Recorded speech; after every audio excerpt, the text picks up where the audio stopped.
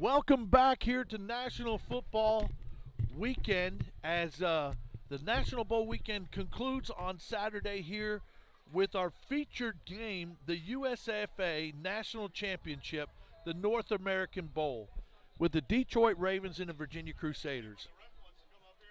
Both of these teams have been outstanding. They've had a long history of championships, both on and off the field, some of the things that they have accomplished. Let's talk about Detroit Ravens. Detroit Ravens are four-time national champion, five-time league champion, and have had some incredible seasons, undefeated seasons. And we'll move over to Virginia Crusaders. Virginia Crusaders, seven-time league champion, five-time national champion, multiple wins, multiple undefeated seasons. Just a great showing between these two teams with the type of caliber of players athletically, coaching staffs. So we're very excited to see the outcome of this game as we conclude the National Bowl weekend here Saturday. Tomorrow we will be back here at Lake Brantley High School and just north Orlando, Altamont Springs, for the conclusion of National Bowl weekend. The first game tomorrow at 12 o'clock, the Tangerine Bowl. That is our National Football Events AA National Champion. That will have the Connecticut Brawlers, who had a 2019 record of 10-0 in the perennial New England League powerhouse, against here right now in Florida from the Tampa Bay area, the West Coast Soldiers. The West Coast Soldiers were the 2018 Orange Blossom Bowl champs and the 2019 Tangerine Bowl champs. So they have some experience of being here in National Bowl weekend, and we look forward to seeing that game tomorrow at 12 o'clock. The conclusion of National Bowl weekend will conclude with our 3:30 Spring versus Fall National Champion with the Orlando Phantoms, which we are right here at Lake Brantley on the home field of the Orlando Phantoms. So what better opportunity than bring the Orlando Phantoms right here to their home field to play in the Spring versus Fall Champion.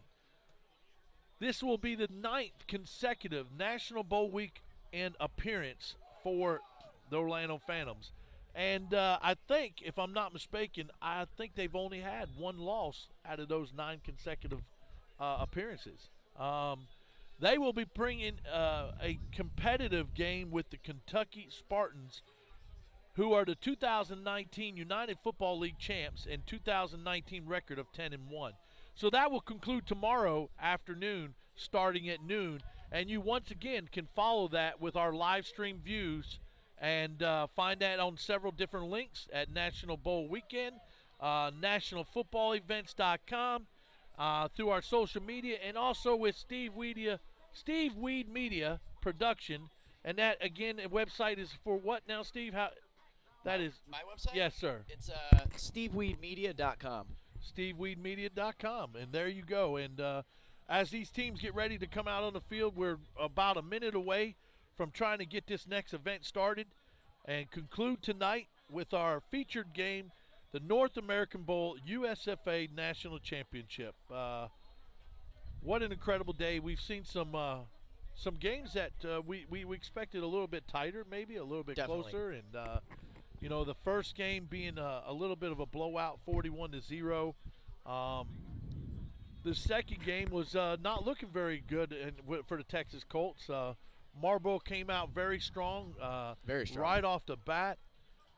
Putting the Colts in a deficit hole that they would have to try and dig their way out. But the adversity that the Texas Colts showed was that they're going to do everything they can to be competitive and stay in this game, and that's exactly what they did. Was able to put up 20 unanswered points at that point and bring it back within a 12-point game to conclude that game as a victorious for the Marlboro Shamrocks, 32-20. So stay tuned as we get ready to start this next game, and we'll be right back after a short break.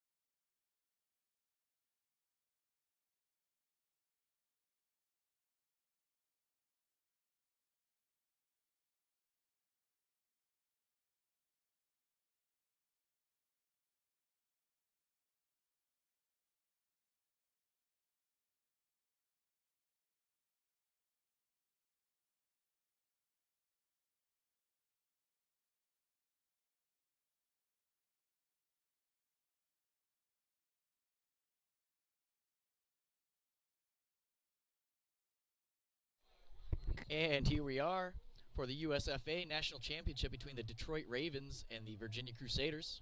Right now we're just doing the coin toss at center field.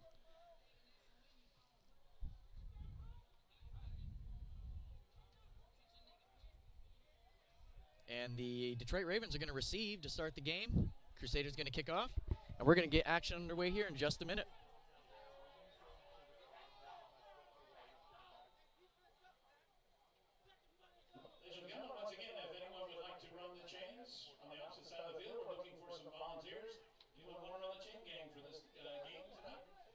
Report to the visitor side of the field, and we hope you can help us out.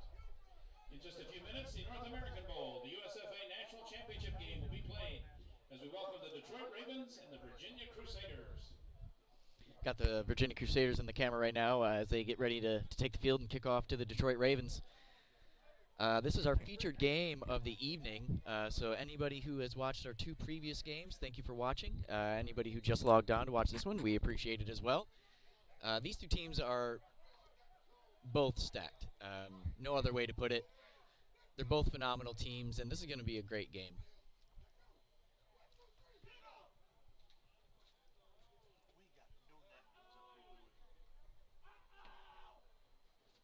Yeah, so the crew's gonna kick off the ball to start. That means they're gonna get it to start the second half.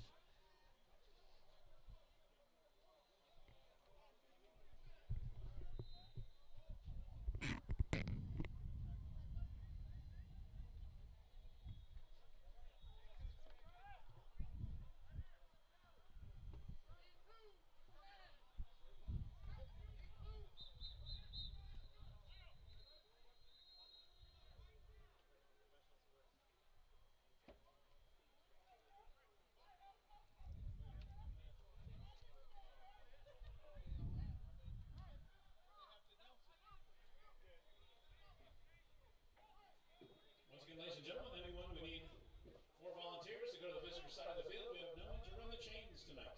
We need a chain crew. We have 1 lovely person. We need 3 more. Anyone that'd like to volunteer to head over there? We would really appreciate it.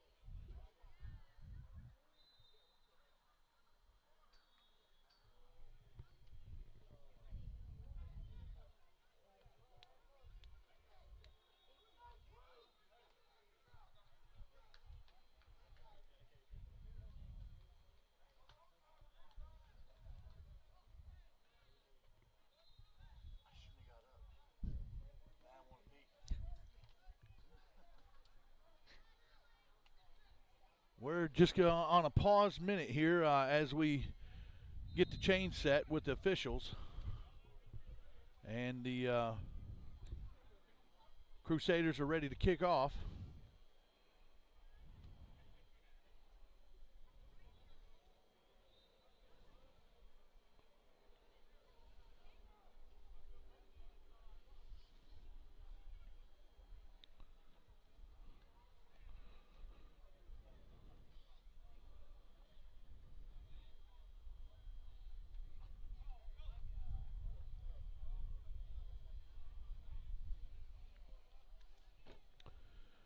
Thank you again, everyone, for tuning in. And as we have a brief moment for pause, we'll throw out a few announcements. We want to thank National Football Events for putting on National Bowl Weekend here for our 16th year in Florida for the National Bowl Weekend Championships. On top of that, we want to thank Steve Weed Media Productions for everything they've done to be a part of this today. And American Football Events, RWB Sports Events, on the Casino Bowl, USFA, we want to thank everyone for your opportunities to be a part of this and everything that you've done. Our next opportunity of event for National Football Events will come April 4th in Las Vegas for the 24th Annual Casino Bowl All-Star Game. And we're looking for that opportunity to feature some of these players that have been here this weekend. So as we get ready to kick off here, we've got our chain crew in place. We're working with the officials. And now we'll get started as the North American Bowl USFA National Championship between the Virginia Crusaders and the Detroit Ravens.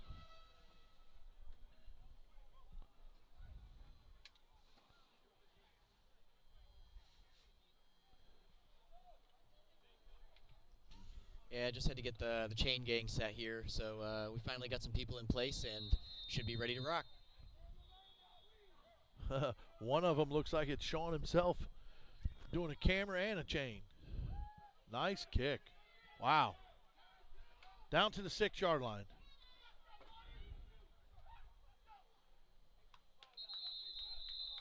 Ball brought back up to about the 29-yard line.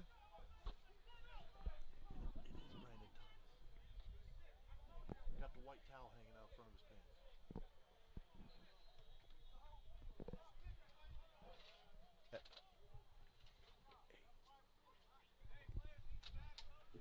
Ravens will have the ball. First down, ball about the 30-yard line.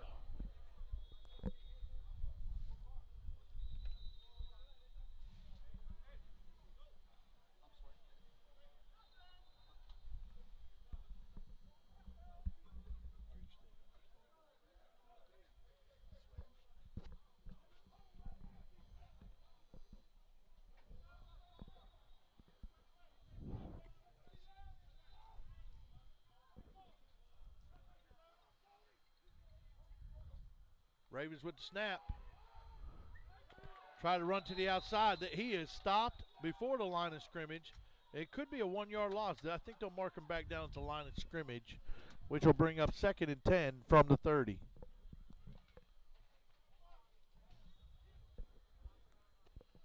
Yeah, not much room to run on that one. The Crusaders stuffed him pretty good right off the bat. We definitely like the numbers on the Crusaders. They're pretty nice to read and see. Yeah, much easier than the Colts.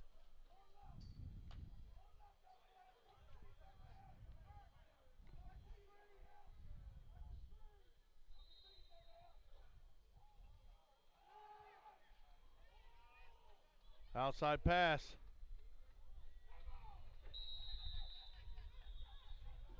Ravens pass complete out to the far sideline, 2nd down. Good for about 5 yards. That'll bring up 3rd down. And it'll bring up 3rd down and 5.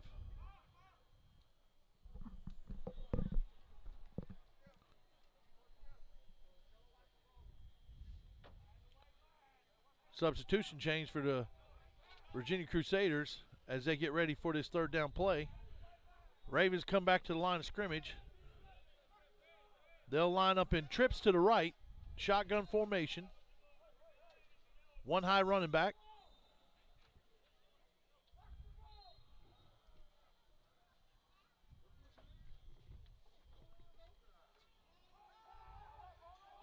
Going deep.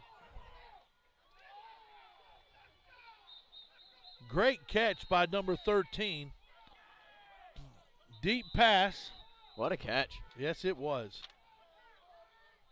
That is by Jacobs. Pass complete down to about the 28-yard line. Guess that's kind of like JJ. Jacob Jacobs. Yeah, nice throw, nice catch by Jake, and move the ball all the way down to the Crusaders' side of the field here. So it's going to be 1st and 10 from the 31-yard line, the Crusader 31-yard line. That pass was completed by quarterback number 1, Thomas Edward.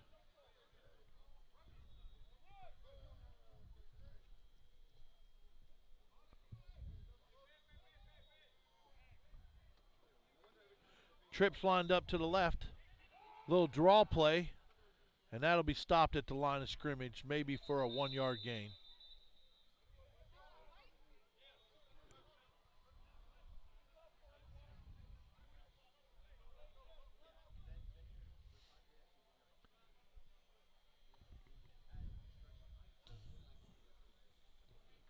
Handoff goes for about 2, 2nd down.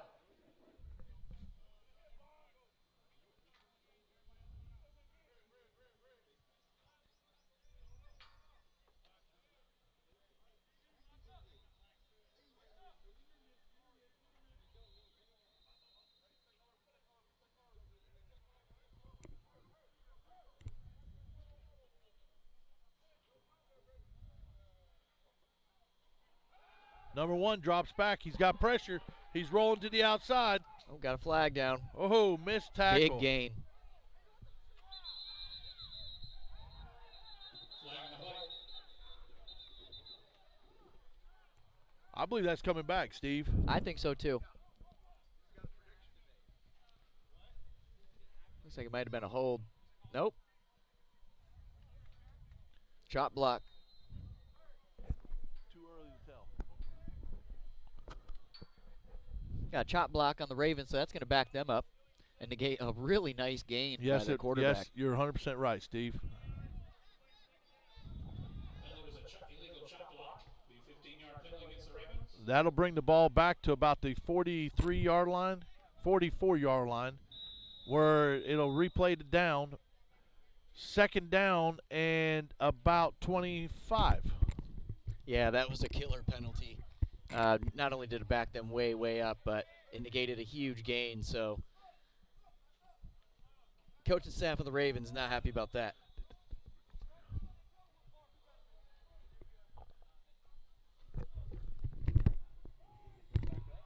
The numbers? They're at about 400 right now.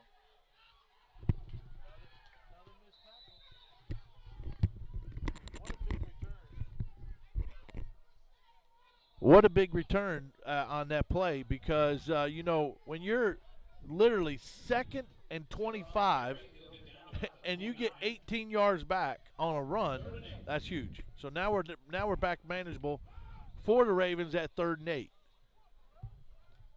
Looks like the Crusaders will make another defensive substitution here on 3rd down.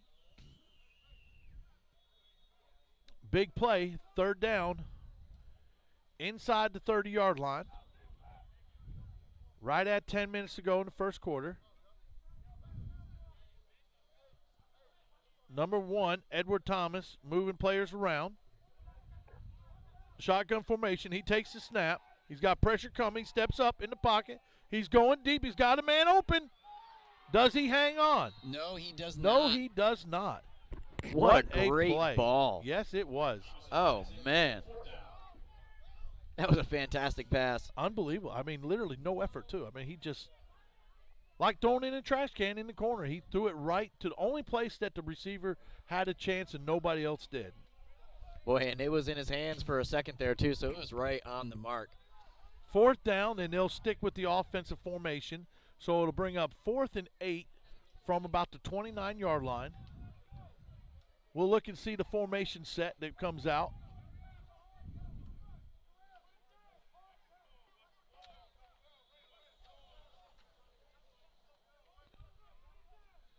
They'll come out in a doubles formation shotgun.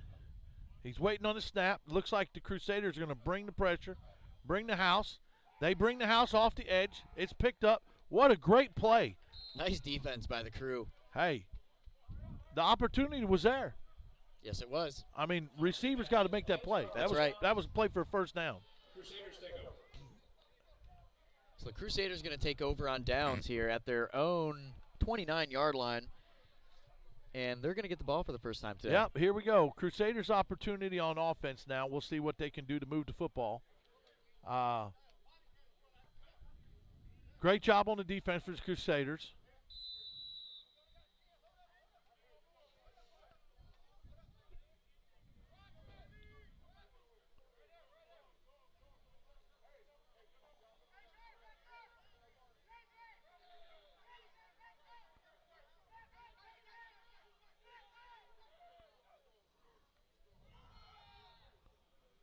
That's just a straight draw by the quarterback for about 8 yards. I think that's J.D. Young. Yes, it is, number 12.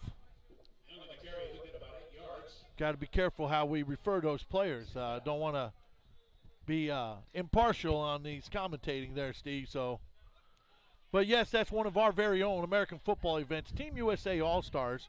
And he's played on multiple different opportunities and levels, to include some arena football. He plays at the quarterback, plays at the wide receiver. Just an all-around good athlete to provide you with opportunities. Now he's moved out to a slot formation, change of quarterback. We'll line up in doubles again. One back set, shotgun. It is 2nd down and 2. Quarterback waits for the snap.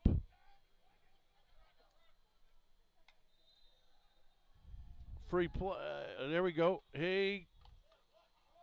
That'll bring it right back to the line of scrimmage. Completed pass to number 17. Number 17 is L.A. Alexander. Boy, we got a hurt Raven. He made the tackle and has not moved since he made that tackle. He's got a little leg motion right now, but he took a real hard hit on that tackle. So really hope he's all right. I didn't see the actual hit to tell what happened, Steve. Maybe the instant replay will give you a little better understanding. See if I can cue it up. He's moving to his knees now, so he's actually moving. He's back. He's getting up. He's on his feet, and he's on his feet on his own. So a little stinger maybe. Glad to see he's all right, moving around. Got a slight limp, and he'll head towards the sideline. That's number 15 for the Ravens. That's Keaton Wyan. And we're glad to see him working himself off the field over to the Ravens bench. Yeah, we talked about it a little bit in the first game. All of these guys are just like you and I. They have families, they have jobs. They're going to work on Monday, so they do this out of the love and the passion for the game. These guys pay to play. So the last thing you want to see is somebody get hurt doing something that they love to do that isn't their full-time job. So now we're sitting at a 3rd and 1. Yeah, they gave him a 1-yard completion on that pass. So now, like you said, we're at 3rd and 1 from the 38-yard line. Ravens are showing full-out blitz. It's a little sweet play. Ooh. Great tackle. What number is that? 29? 39? That's number 29. You're right. 29. Detroit Ravens, number 29. That will go to Jeff Wallace. Great tackle. Hey, that just nullified the first down, period. So that brings up 4th down. It'll be 3 and out. The Crusaders will bring out their punt team. Very defensive game so far. Both teams are looking really evenly matched as far as the defenses go. I'm trying to get the number of our Ravens that is back deep for the punt. Well, it looks like it could be number 3, but it's really hard to tell.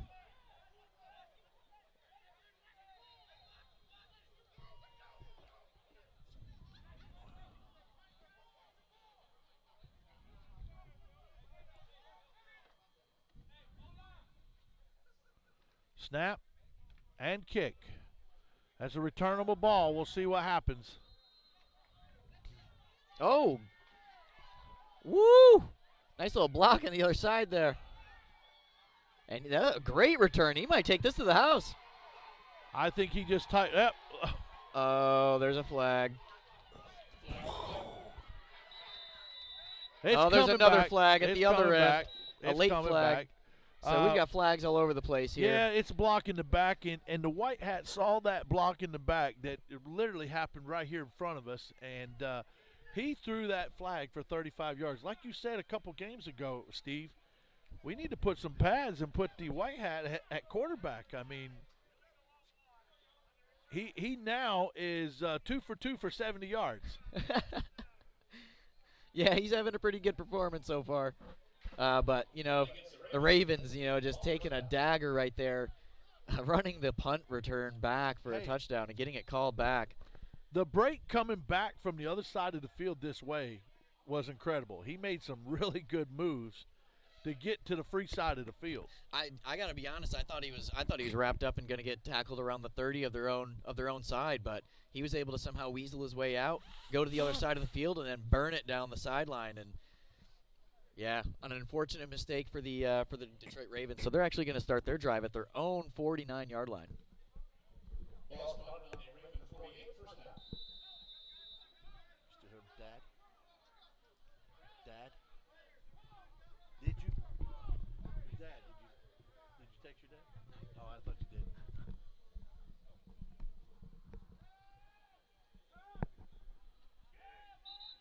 Nice play on the defense. That's number 7, Vaughn Smith, with the quarterback sack for a loss, and that's a pretty big loss. That'll actually Oh, over 10 yards. That's about 11 yards, 11-yard loss.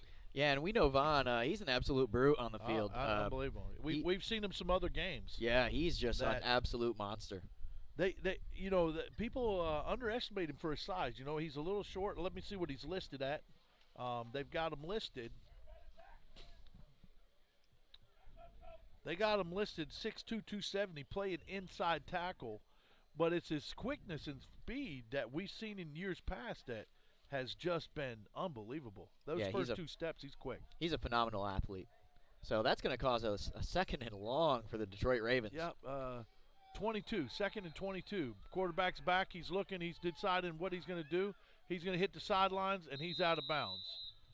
Good job for containment for the Crusaders. Good job for the run with Thomas. Yeah, picked up a few yards of that sack, the sack loss yards back. But it's still going to be 3rd and about 16, so they've got their work cut out for them for the first down.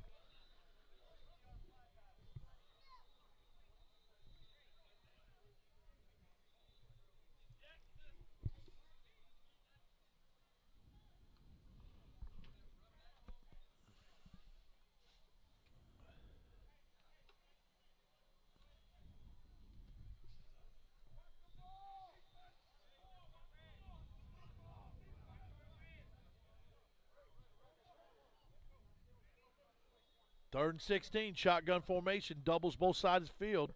Thomas waiting on the snap. Oh, and this might be a free. Oh, they might call a false start on this one. False start on the offense. They're going to back up 5. So that 3rd and 16 now becomes 3rd and 21, Steve. Jeez. Yeah, not what you want to see if you're the Ravens.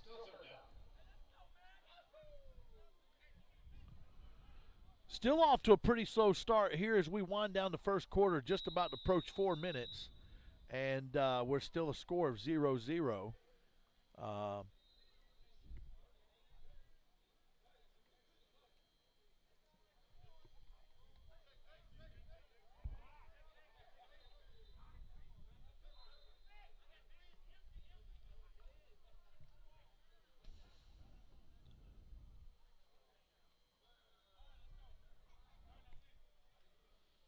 Thomas drops back. He steps up in the pocket. He's going to run, but he's being wrapped up and held. Wow. Throws it. What a play. Stiff arm, and he's still on his feet. They still didn't get him down. They pushed him out of bounds, but they couldn't get him down. Hey, you know, that play all started with the quarterback, with Thomas being able to create something when he was literally sacked again for a loss, could not get pulled down to the ground, was able to scramble outside, which broke down the coverage. When the coverage broke down, he made a great pass, and then it's really the yards after the catch, the yak. Yes, sir. And that yak was incredible because with a stiff arm, he literally gained about 15 yards after the catch. Yeah, that's right. Great effort. Detroit moves down again inside the 30 on the 25-yard line. It'll be 1st and 10 from the 25. We got trips to the right in shotgun formation. Going to run that little zone play, inside zone. He is bouncing and scrambling. Still on his feet. Unbelievable. He got 11 yards out of that carry. You know, and it looked like he was bottled up right from the jump at the line, and somehow he worked his way through and found some space and just kept his legs moving, and a nice gain on that run. Like a little rabbit. I mean, he hopped. He bounced and hopped, and once again, defense will make a couple substitutions for the Crusaders. Offense doesn't make any substitutions. They stick with what they got. They line back up. This time it looks like they'll line up trips to the right. One back set, shotgun.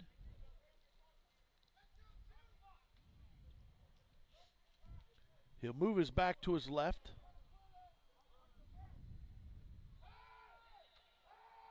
Going deep to the end zone. A little too deep. Pass incomplete. 2nd and 10. 2:17 left on the clock after that incomplete pass. It's going to make it 2nd and 10 from the 14-yard line. So still an opportunity to pick up a first down before scoring a touchdown if they can, but it's a 2nd and long for them at the moment.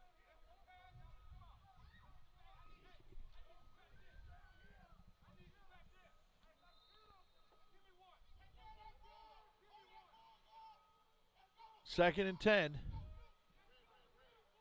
Once again, they'll be in doubles. Nope, they move to a split backfield. Offset right, split backs. Boy, that was a saving tackle right there. Yes, it was. Good tackle by number 4 of the Crusaders there to save a touchdown, because if he hadn't gotten that one, he was definitely going to get 6. And we'll give that credit to Terrell Kramer for the Crusaders on the tackle. And he'll pick up about 3 yards. It'll be 3rd and 7 from about the 11.5, almost 12-yard line. Yeah, this is a big 3rd down, Coach. You hold him here. You either force him to go for it on 4th down or force him to take a field goal attempt. So let's see if the Crusaders can bend and not break.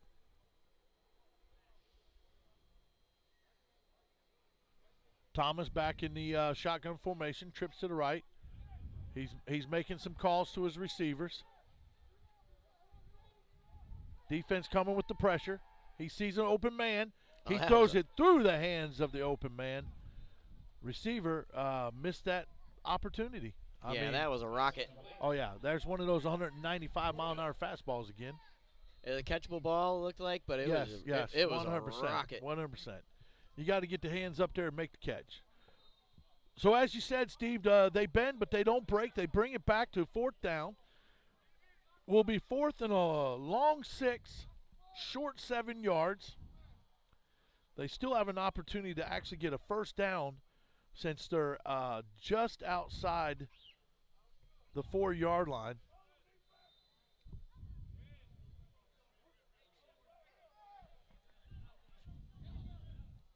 He'll go trips to the right. He'll go empty backfield, 5 wide. Shotgun formation, waiting on the snap. Here comes the snap. Looking for a player. He's got one open. Ooh, that was almost picked off by the And crew. it was knocked down. So a turnover on downs back to the Crusaders for a good series, and the Crusaders will take over.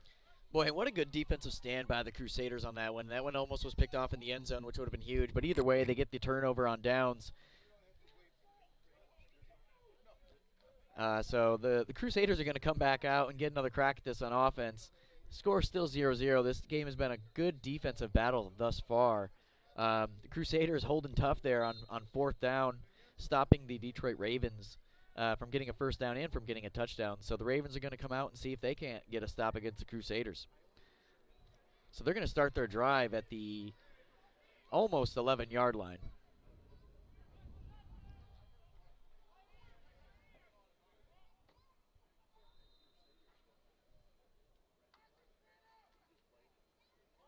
Ooh, tough hit in the middle there in the trenches. And it looks like there might be a fumble. Ravens are saying they've got it.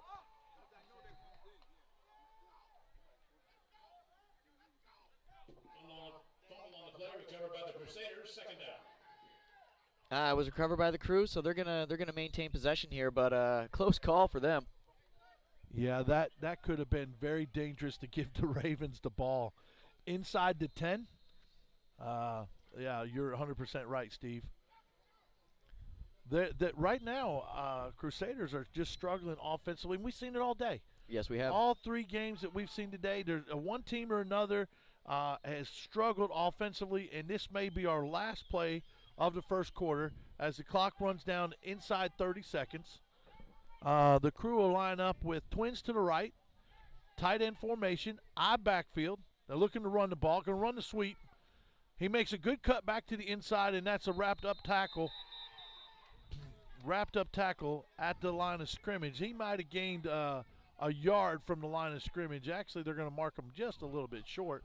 So now it's going to bring up a long 3rd and 15. Yeah, and I think, like you said, this is going to be the last play of the 1st quarter. So we're going to swap sides, and There we go. We're going to take a quick break. Stay tuned with us, and we will be right back with more action live from Orlando, Florida.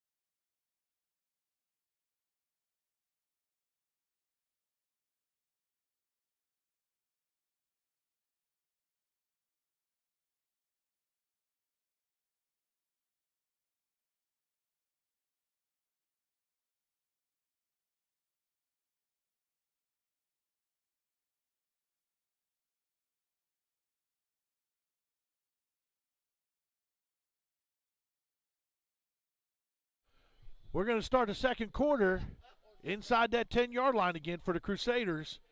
They've got to get some production out of the offense.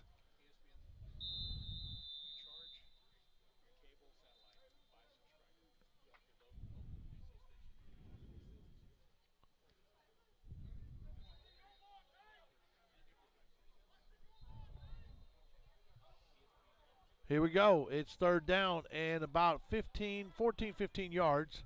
Crusaders in shotgun, doubles on both sides.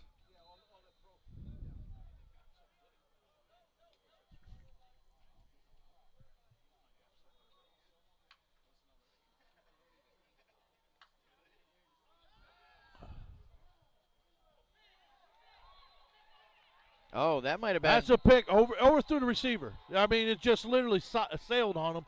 Right over. It was intended for number 12, J.D. Young. The ball literally sailed over his head, and when it went over his head, it went directly right into the arms of the DB, of the safety. I'm trying to get a number on that safety. Well, and that's going to be the first points on the board, Coach. He's on the sideline. It's difficult to see those numbers from this far away. Somebody may actually give us a number here shortly, and we'll make sure to get credit. But I will tell you, that was a great play. I mean, just a great play on the defense. Crusaders have got to settle down offensively. I just haven't been able to put anything together. That's going to put 6 points on the board for the Ravens.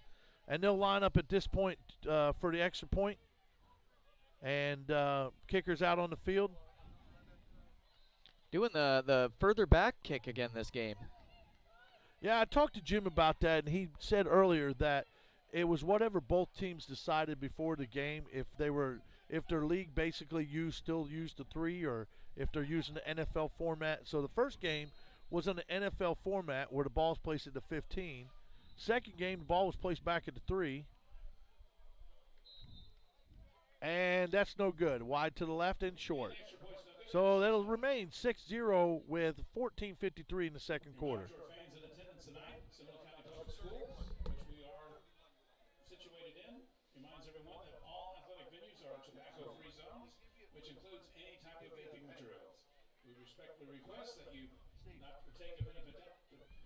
To give you an update on that interception that was returned for a touchdown, that goes to number 31, Antonio Brown, who made that catch and score. Yeah, and just like we were saying, this is definitely going to be a defensive game. The defense has already stepped up and put the only points on the board that we have. So now the Crusaders are going to get the ball back, and we're going to see if they can't put something on the board and get something going here. But so far, it's definitely been a defensive battle, just like the other games that we've seen.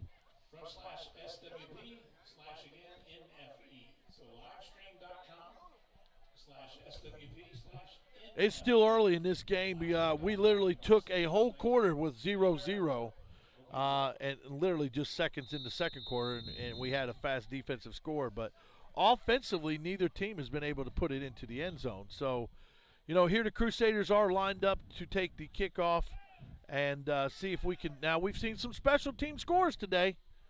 We've seen a couple kicks return. We've seen a couple punts, a couple kickoffs. We've seen 2 89-yard returns.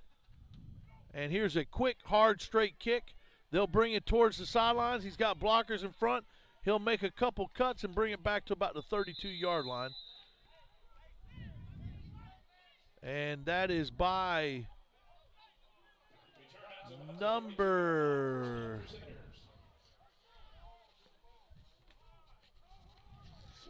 We'll give that return to number 2. That's number 2 for the Crusaders. That's Darren Perkins on that return.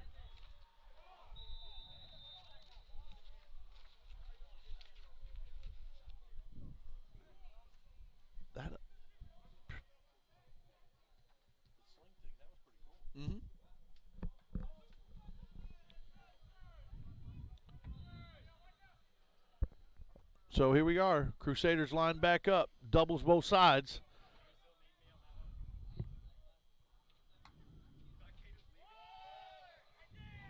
Wow. Number 5 in the backfield. Number 5, that should be Morris. I'll double check that. That is Morris. Jose Morris. with the tackle. That backs him up 2 yards. And it'll bring up 2nd down and 12. Well, and yeah, that guy's just an athlete. He had a couple good runs on offense, so he's playing both sides of the ball today. So, yeah, great play by number 5. Yeah, well, there's another player that I've been able to follow for the last few years and coached him and seen him play, and he's just, as you said, an athlete. He's fast, got a lot of speed, great hands, and a playmaker totally on the field. So you got to keep an eye on him to make sure. Yep, once again, it looks like we've got a false start on the offense, and more than likely it could have been on the center for picking the ball up as he's trying to rotate probably the laces to his hands. That's happened twice today in one of the other games as well. So we're back to offense where we 5-yard loss will still remain 2nd down. Doubles formation, and we'll see what the Crusaders got. Here we go, shotgun.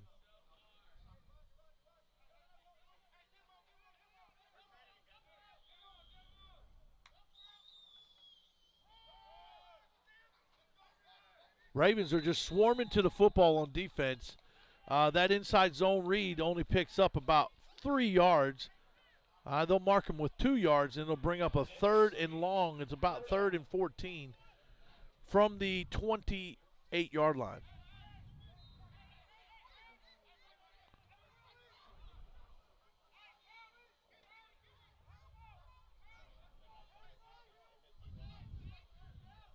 Yeah, this is a long 3rd down, but it's a big 3rd down. Crusaders definitely got to try to convert here, keep this drive alive.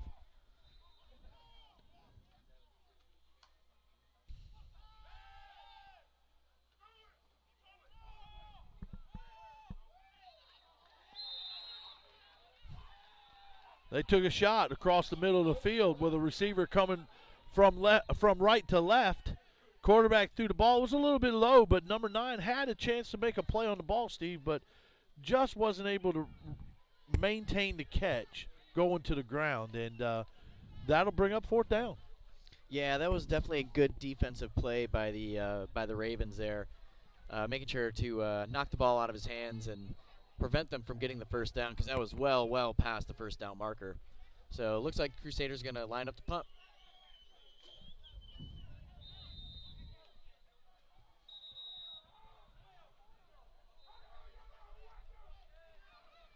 Not sure what the flag was. I know the Crusaders had 12 on the field. 1 came off, but there was no play or anything, so I'm not sure what he called. It looks like it will back him up another 5 yards. Yeah, I'm not sure. Actually, I missed that call. I didn't even see the flag get thrown. I mean, I did see 12 players, but I mean, I don't know exactly why. Well, actually, it might have been 13 because here comes another one off the field. Unusual on special teams to have more than what you need. It's generally the opposite, but here comes the punt. It's short, but it's a good punt. Let's see what kind of return. It takes a good roll. Yep, it'll roll down to the 36-yard line.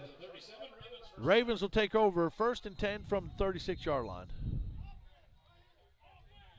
Yeah, this is going to be a big defensive drive for the Crew. You know, you just let them get a touchdown on a defensive touchdown, but you just don't want to go a couple scores down this early in the game. That's what we've seen all day. Teams going down by multiple scores early. So it's definitely something they want to try to avoid if they can. 100%, Steve. I'm looking down on the sidelines. You know, both sidelines, Crusaders and Ravens, they're all huddled around the bench to try and talk about their offense and defense and see what they can do to make some adjustments.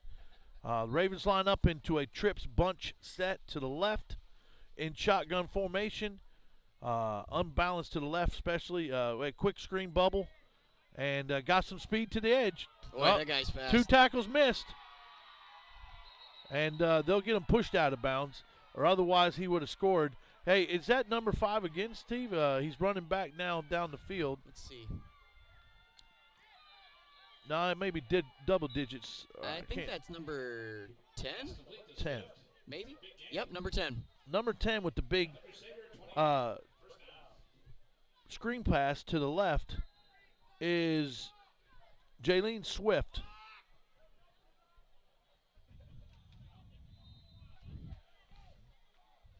Swift with a great carry. That really moved the ball quite a bit. Ravens now inside the 30-yard line.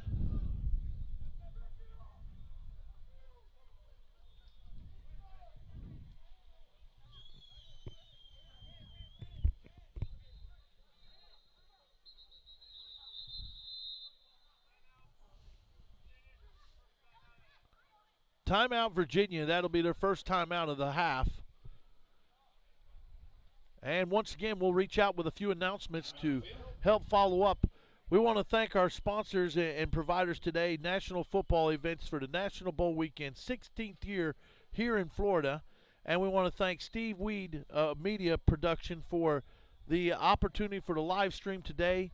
We want to thank American Football Events, Team USA, RWB Sports, and USFA, and the Casino Bowl for National Football Events, their spring national all-star game that takes place in Las Vegas. This will be the 24th year that Jim Nugent, which has had the opportunity to many years, over 30 years of doing these different opportunities of football on the minor and semi-pro level for these teams. And as Steve said, and we've talked about it many times, they truly are here for the love of the game. And that's really, I mean, as he said, they all got to go back to work. So here we go. We're double tight formation, shotgun, snap. He's looking for a ball. He sees a quick man. He throws a quick bullet to just and literally they run a 10-yard inside curl. And Edward Thomas just timed it perfect to throw it to the outside. Quick catch, grab, and move the chains. So it looks like now, Steve, Ravens are starting to click offensively. Well, that first drive, I mean, they did get into the end zone. It just got called back, so they kind of stalled out after that first drive. But this is just one of those things where, you know, they're definitely starting to get hot at the right time. You know, we just don't need to see the team, you know, the Crusaders get into the hole. You know, the first game was 20-0 at halftime. The second game was 19-0 at halftime. And here we are in the second quarter, and it's 6-0 for the Ravens, and they're in the red zone inside the 15. And his shotgun formation, he's going to throw a corner route, and he got a chance. Number 13 That's a hangs touchdown. on the ball, and it's a touchdown. That is his second big play, and that's number 13, Jacob Jacobs. Big game for Jacob Jacobs. Big game. Big time for JJ. Great hands, great possession receiver to catch the ball.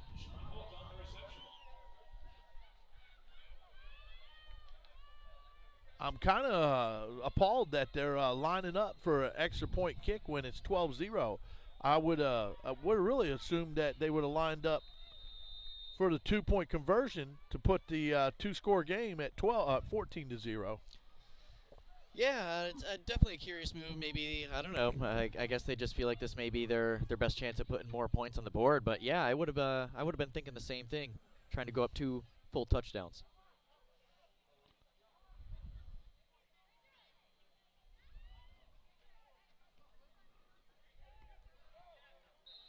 And that's good. Good kick. 13-0. Boy, I was a little whining and crying about the sunshine earlier today, Steve. Got a little hot. I mean, I worked on my tan on my left side. I got a little bit red and a little bit dark here, but boy, once that sun went down, we got a little bit of breeze. I can tell you, I got a slight chill.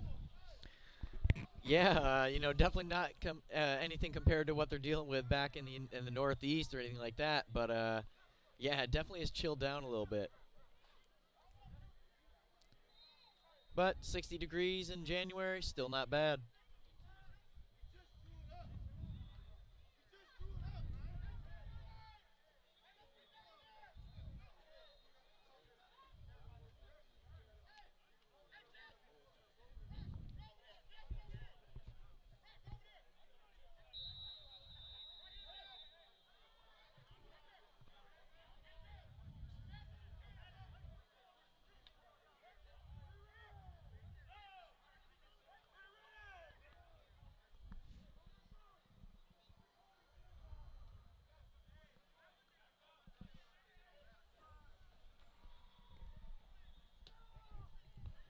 Little squib kick, hard and fast, right to the front.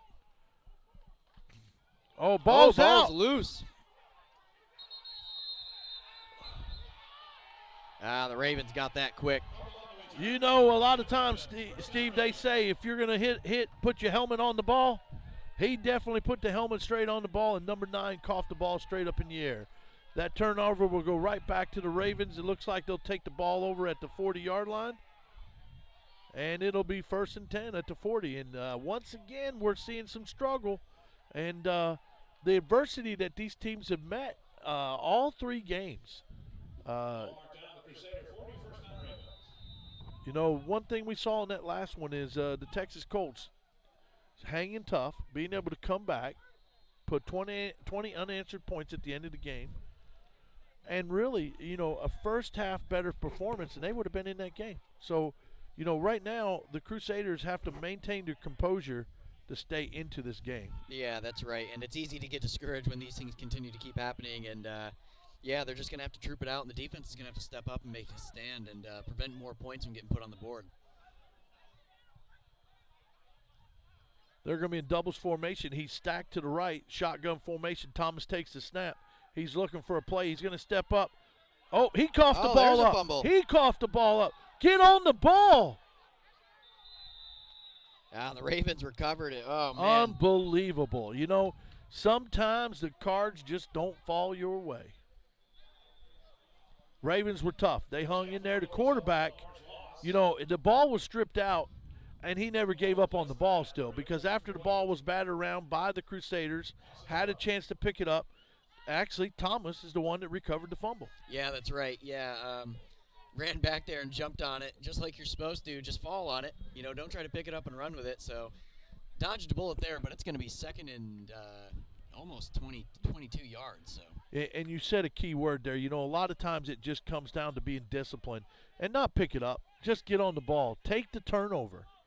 Now you still gave Ravens the ball when you could have had a turnover placement right there, and the ball would have been yours. So, you know, once again, we got to see these two teams. Ravens are capitalizing. That's the difference in the game. Trips to the right, shotgun. He'll run an inside zone play. It'll be stopped at the line at the 50, a short gain of 2. It'll be 3rd and long, still a 3rd and about 20. Yeah, short gain on that, but the Crew definitely just got to take advantage of the loss of yards that they've got. It's a 3rd and 20 now, so if they can stop them here and get the ball back, they'll be in good shape.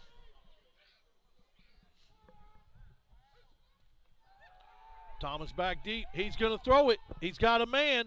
He overthrows him. And that'll fall incomplete, bringing up 4th down.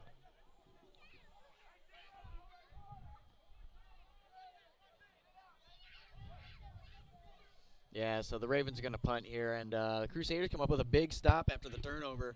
So no damage done from the fumble, but they're still going to have to try to put some points on the board and get back in this thing.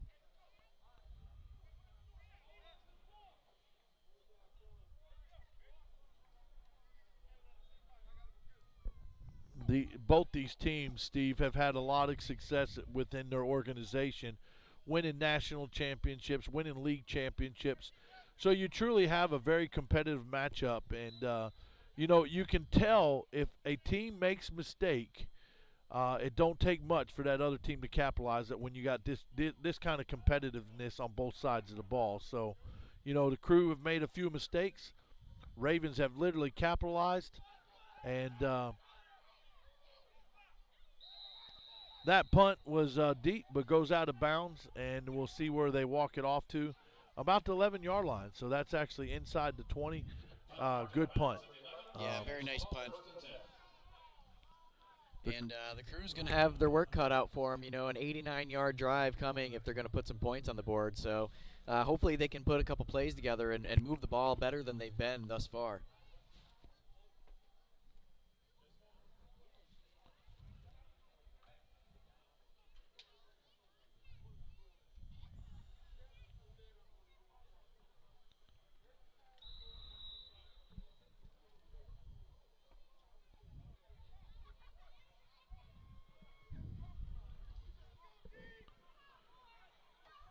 Boy, if that temperature keeps dropping, I'm going to have to actually come over and sit on my lap, Steve. Damn. Oh. It's a little little chilly. Here we go, crew. Doubles formation shotgun. He's looking for an opportunity. He's going to take the snap. He drops back. He steps up into the pocket. And what a great tackle. Who made that tackle, Steve? He's on the ground. He's getting helped up right now. That's number 6. Number 6. Number 6 will be for the Ravens. Oh, that's Terrence Sims. Sims, long-time player, multiple championships and awards. Yeah, that was a great tackle there. Wrapped him up nice. I think he actually got him for a loss of 1.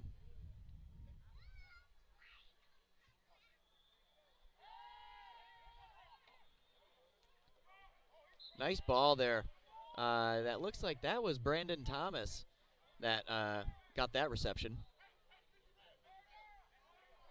And it looks like Crew's going into the hurry-up offense. I like that when you go down a little bit just to shake things up. Yeah. Get the defense wore out. Well, it looks like they have a little bit better on numbers than the other team, but we got some whistles. Let's see what we got. Timeout, Detroit. We'll take one with them. Stay tuned. We're going to take a quick commercial break. We'll be right back. Sounds good. More football action coming your way. Don't go anywhere.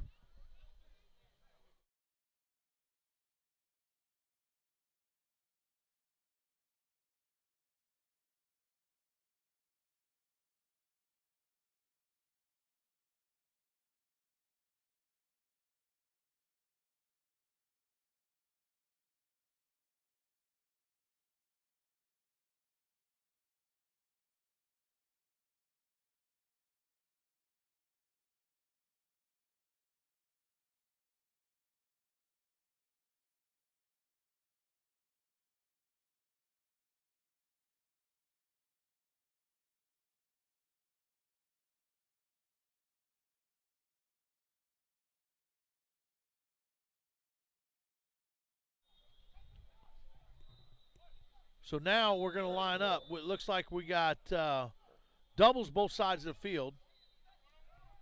Shotgun formation. Inside 8 minutes before the half.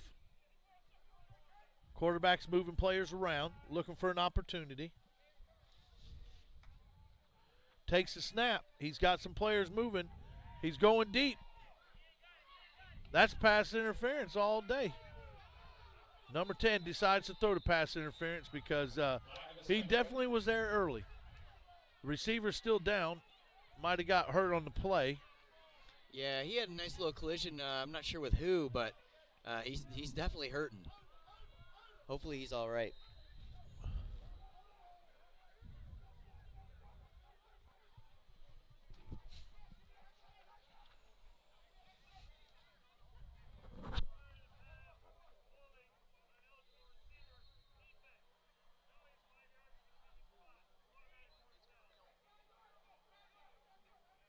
Defensive holding's the call.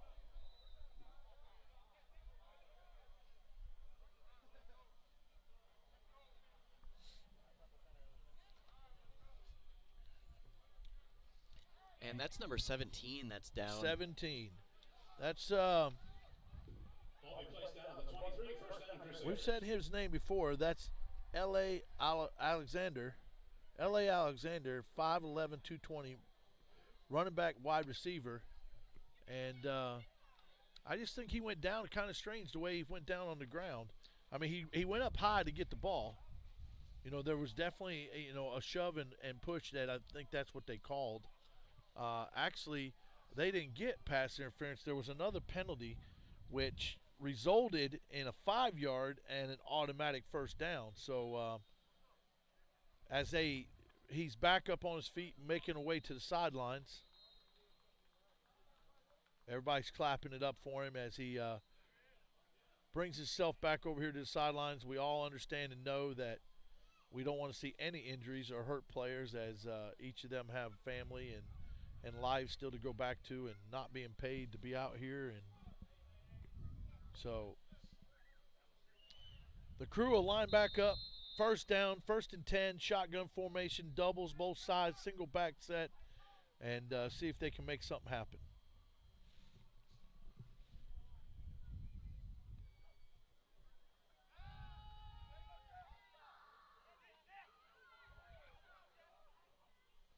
Yeah, quarterback scrambled to the right a little bit and wasn't able to pick up a whole lot on the scramble, Well, maybe 2 or 3 yards.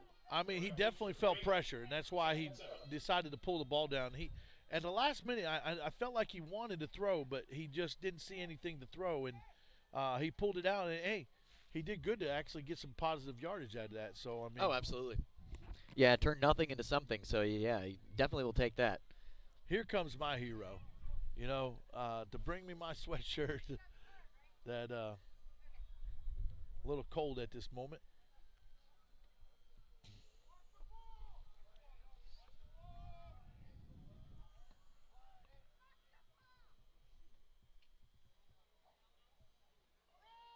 They're going to run a draw, and he's tackled that right at the line of scrimmage.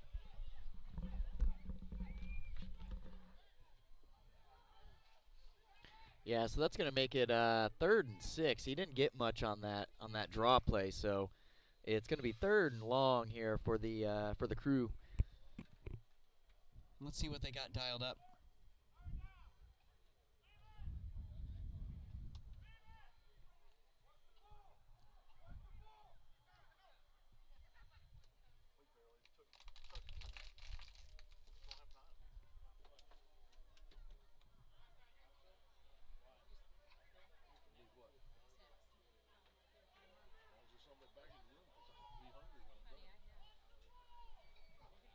Third and 6.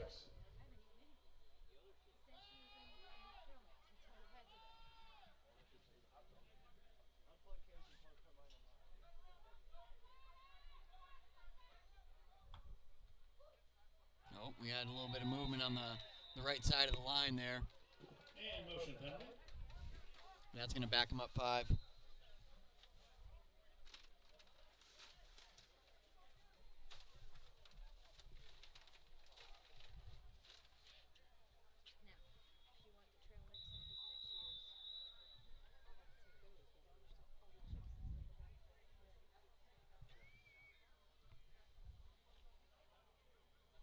Clock continues to run here. Just over 5 minutes left in the second quarter.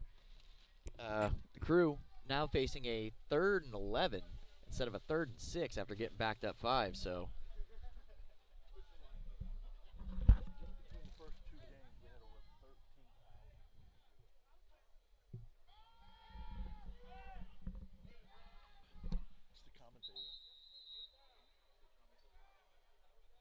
And got a short gainer on that from number 7, or excuse me, number 1 from the Crew. But it's going to be 4th and 4, so it looks like they're going to bring out the punt unit and punt back to the Detroit Ravens. All right. Thanks for the short break there for me, Steve, as I was able to obtain this sweatshirt that definitely warmed me up. A little bit of a breeze blowing now, cooled off. Once again, as you said it all day, you can't ask for a better day of football. Oh, the weather was pristine today. I mean, it got a little hot at one point, but, I mean, for the players, I mean, it was absolutely perfect. So they're going to line up the punt. Decent snap, good kick. He kicks it towards the sideline. That's a great idea. That's going to take a good bounce.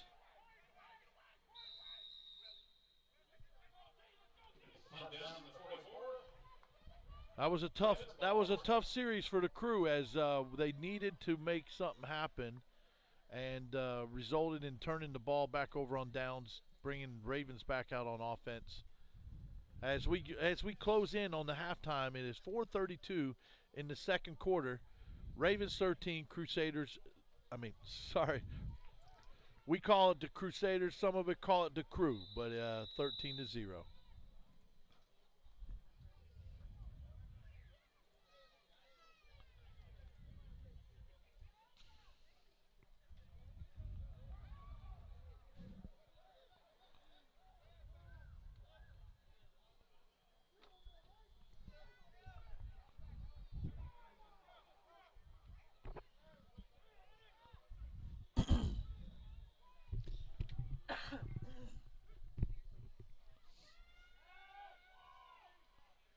They applied the pressure there on that screen pass, and they were able to break it up. So that's going to be an incomplete pass from the Ravens. Pressure pressure brought by the number 7, Vaughn Smith, who we've mentioned before. Yeah, he's just a great athlete, and he's always applying pressure, breaking through the O-line pretty easily when he's out there, and he's always a factor when he's on the field. 2nd down and 10 from the 44-yard line.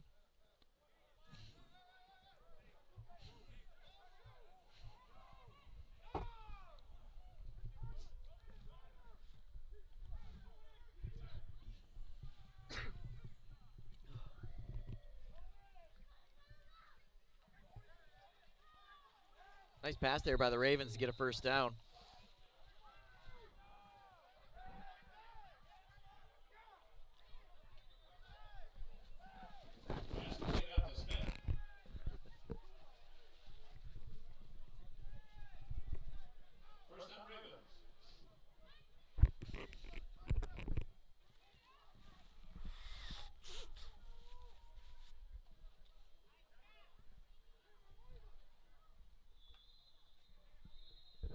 Ravens come back to the line of scrimmage.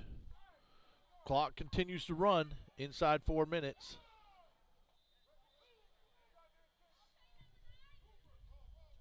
Thomas in the shotgun.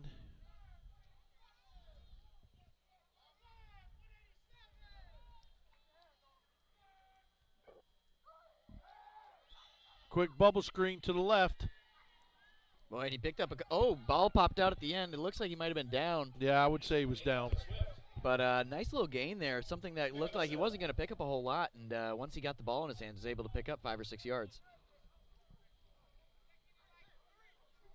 Slow and methodical. The Ravens are burning up as much clock as they can on this drive to leave the crew with as little time left as they can if they end up getting the ball back at all. And looks like we're going to get a timeout by the crew here. And we'll take one as well. We'll take a quick break. We'll be right back. Stay with us.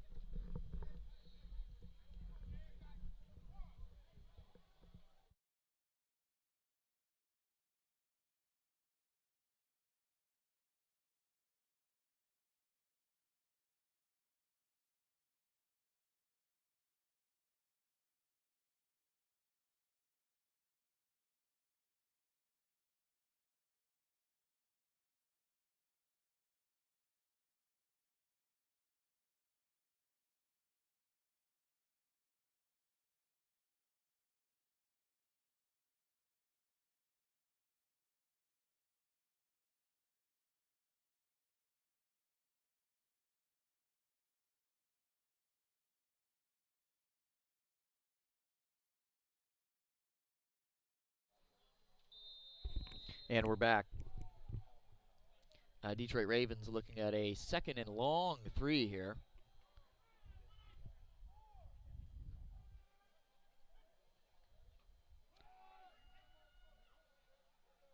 A little draw play up the middle, little to no gain.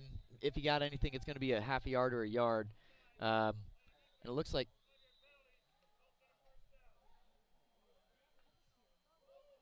they called a offsides on the defense. That's going to be an automatic first down for the Ravens. Penalty in the play results in a Raven first down.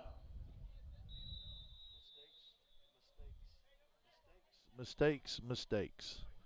Mental mistakes. We've seen it all day in all 3 games. Oh, quick snap. I don't even know if the quarterback was ready, but he just... Passing complete. 2nd down.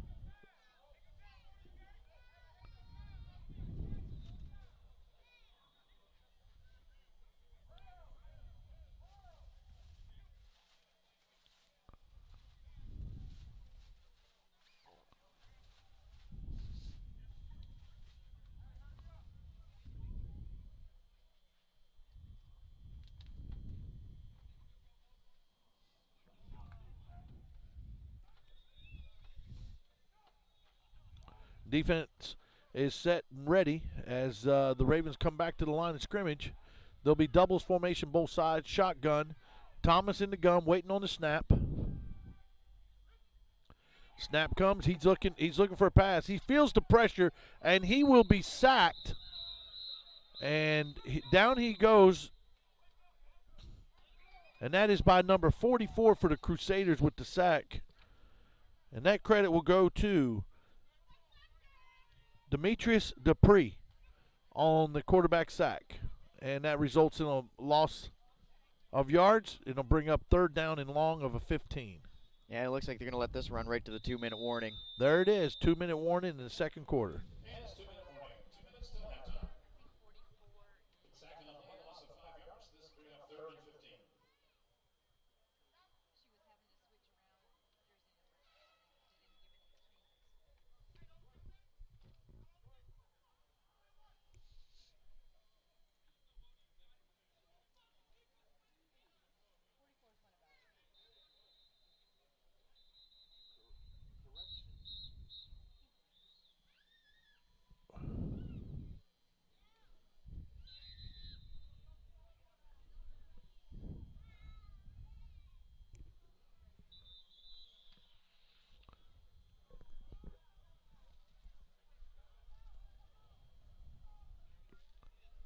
Number still up. About 400. So they're down from earlier, but still pretty good. Definitely.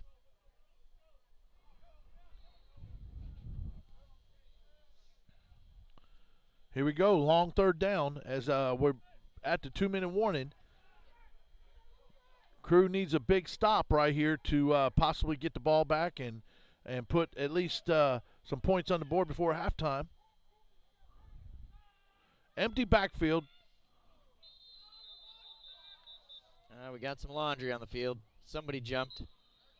Let's see what they call. He's going to start. start. Oh, yeah, back him up 5. That's honestly, I didn't know which way to call it, Steve. I didn't know offense, defense. It looked simultaneously to me. So I agree. Yeah, I wasn't sure which way they're going to lean, but you know, the refs got a little bit of better vantage point for that on the field, and they thought the offensive line moved first, so that backs them up 5. 3rd and 20. And if you're joining us here on this broadcast, we had the first 2 games today, and we'll give you an update about that. Here we are, empty backfield again. Quick screen to the outside. Need to make a tackle to bring up that 4th down. Oh, wow. He is missed.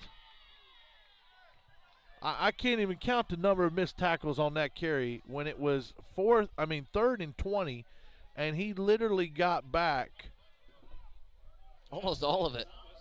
17 yards on that run. And he was juking. He was moving. And jiving. He was juking and jiving. And he got almost the first down on that. So it's going to be 4th and 3. Once again, they're going with that empty backfield. 3 to the left, 2 to the right, shotgun. He's looking for an opportunity. He's throwing over the hands of the receiver.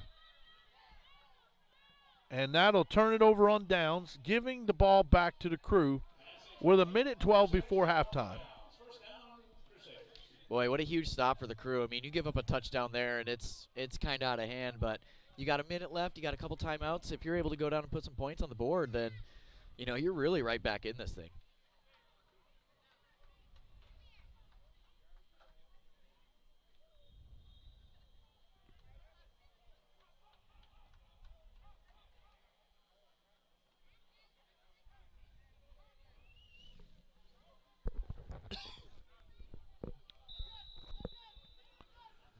Good job for the defense. Offense comes back on the field for the Crew, for the Crusaders.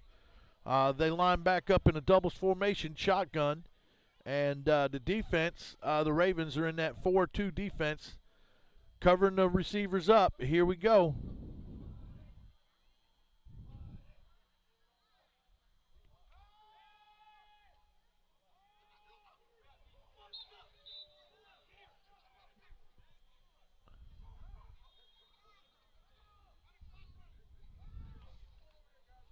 And incomplete pass there from the Crusaders. So that's going to be 2nd and 10.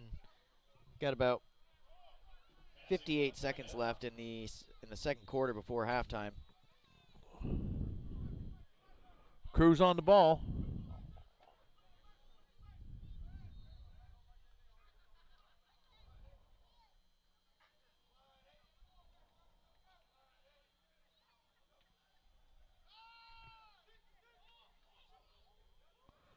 Incomplete pass. It'll bring up 3rd down and 10. The one thing they don't want to do here, Steve, you don't want to be able to leave too much time left on the clock. You got to get the 1st down, or you're going to have to make sure there's no time left. Or, you're going to give the Ravens an opportunity with decent field position with less than a minute.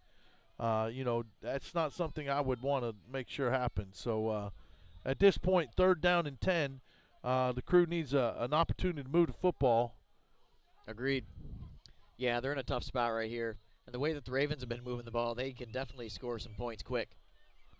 Well, the speed that we've seen is just remarkable. So, just like we just saw, a couple missed tackles, and you could be off to the races. So here it is. And on the snap, he looks.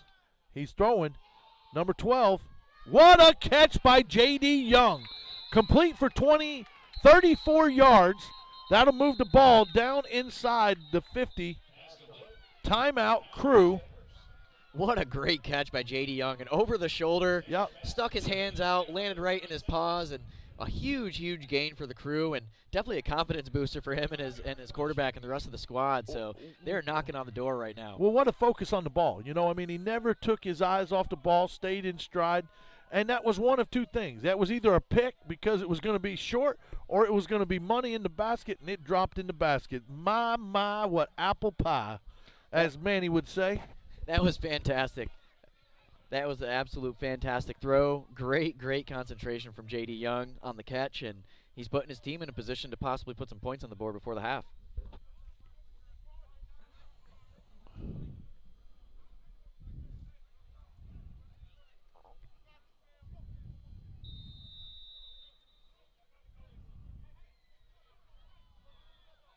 Defense is bringing pressure. They're going to go empty. They got trips to the left. Doubles to the top. Shotgun formation. He takes the snap. He's got some help. Steve, that was definitely a pick right there, and they took each other out. Jeez, they both had a crack at that, and I think they both thought they were the ones to get it. So yeah, they're not too happy with each other on that play for sure. So incomplete pass brings up 2nd down, stops the clock with 39 seconds. Everybody's talking about it. The receivers are wanting to know what's best, where we going, what we're doing.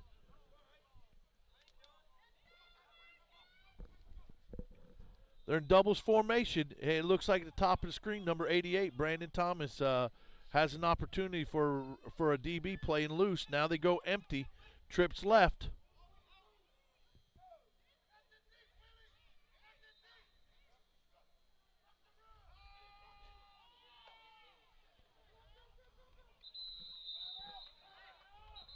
another timeout by the Crew. Well, they moved the ball for 9 yards, take a timeout. Oh, well, they didn't give him the timeout. I heard him call for it.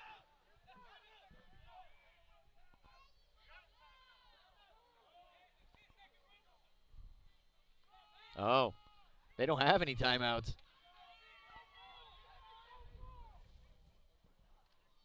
Oh, wow, that one. Underthrew it. Clock should stop. There. Hey, underthrew it. He went to the corner of the end zone, and if he would have just threw it to the corner of the end zone, might have had a chance to actually complete that for a touchdown. Boy, it hit him right in the chest, to the defender right in the chest. It did. And dropped Yes, it. I mean, that was an easy pick. So that's going to bring up a 4th down and short with 13 seconds. They need to make the completion, get out of bounds to move this drive on down the field. I would look for just a quick speed out or something to get me the 1st down, but at the same time, give me another possession to move the football. So yeah, they got to be really careful here how they handle this situation. No timeouts left either. So like you said, they either got to get out of bounds or do something really quick.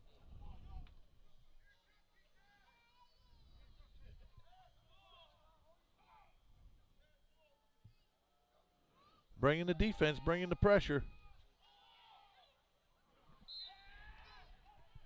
And that'll turn it over on downs with 9 seconds. And just short-armed the ball to him with a bunny hop, and it just didn't get there. So the Ravens will come back out with 9 seconds before halftime. And, I would expect one of two things. Ravens will take a knee just to go into half, or they'll take a shot to the end zone with one pass. You know, they've got the speed with the wide receivers. You know, you got Jose Morris, probably one of the fastest wide receiver athletes on the field. You know, I wouldn't be afraid. Wouldn't be afraid to take a home run shot over the top, or just take a knee and go to halftime. You think the quarterback has the arm for a Hail Mary from this part of the field? What we've seen already, I mean, he's got a pretty good cannon. You know, I wouldn't dare say to see, 45, 50 yards out of him. So, yeah, it looks like they're going to run something. Well, they're definitely not in a victory formation to take the snap and take a knee. So that's right. They are empty backfield right now. Yeah, they're going to take a shot. Oh, little screen.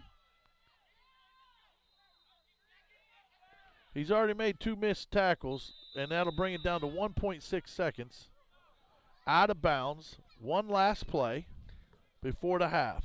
Well, like we just said, 45, 50 yards. Now they're right in that range, for the Hail Mary. So a great positioning play for them to pick up 5 or 10 yards and give their quarterback a little bit more of a legitimate shot at the end zone. Well, I just saw the longest punt of the day with a helmet on the visitor side that somebody, I guess, not happy about the situation that just chunked the helmet about 22 yards down the track. He kicked it? Yeah. His foot's probably going to feel that. Yeah, I would imagine so. Clock's expired. There it goes. Oh, man. That was right there. Well, I guess he's got the arm. I said, yeah. And that'll take us to the half here at the North American Bowl USFA National Championship. Detroit Ravens leading 13-0 over the Crusaders as we go into the half. Just a quick update today as National Bowl weekend. Our first performance, the Orange Blossom Bowl, the USFA's National AA Championship, the East Penn Raiders and the Middle Tennessee Bulldogs. We definitely saw an upset, a lopsided game, not an upset, but a lopsided game, with the Bulldogs winning 41-0, followed by the Palm Bowl with the NFE AAA National Championship, with the Marlboro Shamrocks coming away with a 32-20 lead win over the Texas Colts. And we'll take a short break, and we'll be back. Thank you for listening to Steve Weed Media.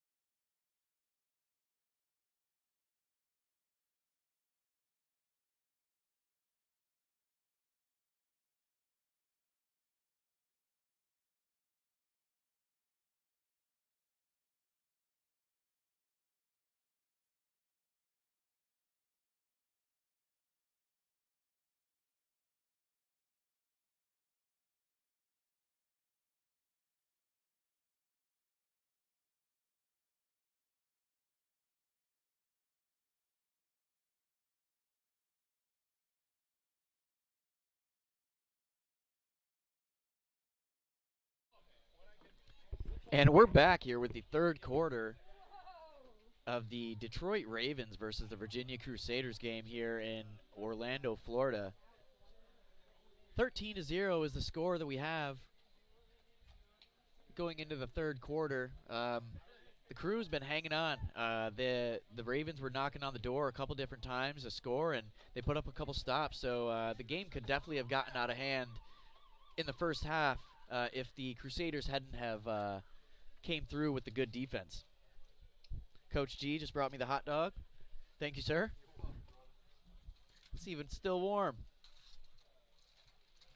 Told you to take care of you. We haven't had a hot dog previously.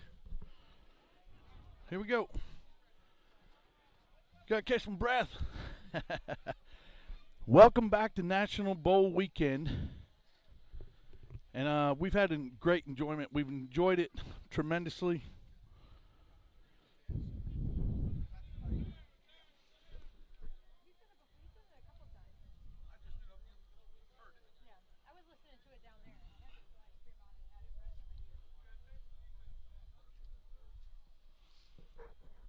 Had an opportunity when went down to use the restroom, stopped by the concession stand, bring up a couple hot dogs, and walked by as the Virginia Crusaders were in the corner in the end zone, and the coaches were doing their part to try to build them up, Steve, to get them back in a positive direction to do something with this game. Ravens are going to keep doing what they're doing and try to be successful in stopping them, slowing them down.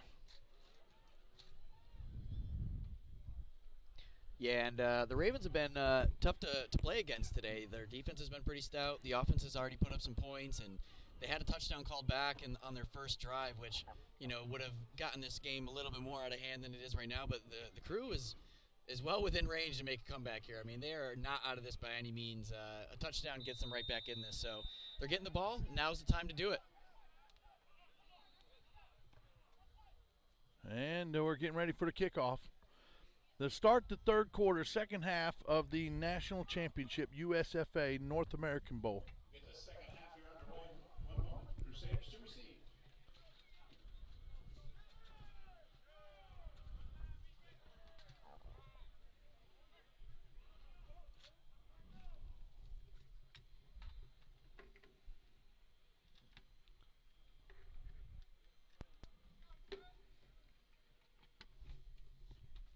And a kick.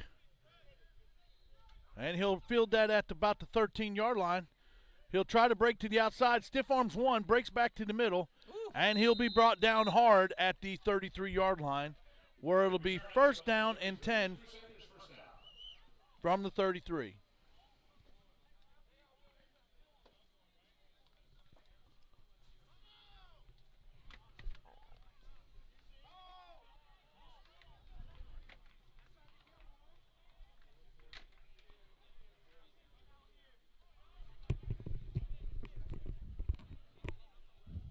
We want to welcome one of our own staff members here for National Football Events.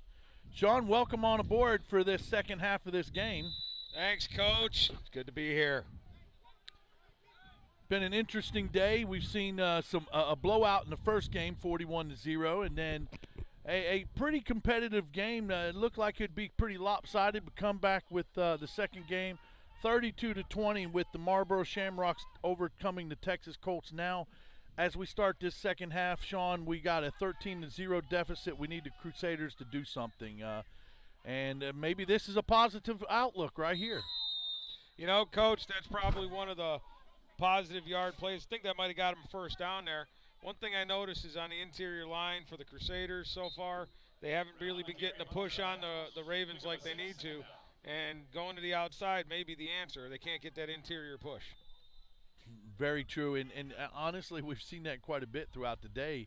The offense struggling to get anything movement-wise up front in the first two games. So, it's crucial to be able to, as Steve said earlier, we still got to have the ability to run the football to create opportunity. So, even if the quarterback's got to do it, and we just saw the quarterback pick up a good 6 yards, bring up a second down and 4.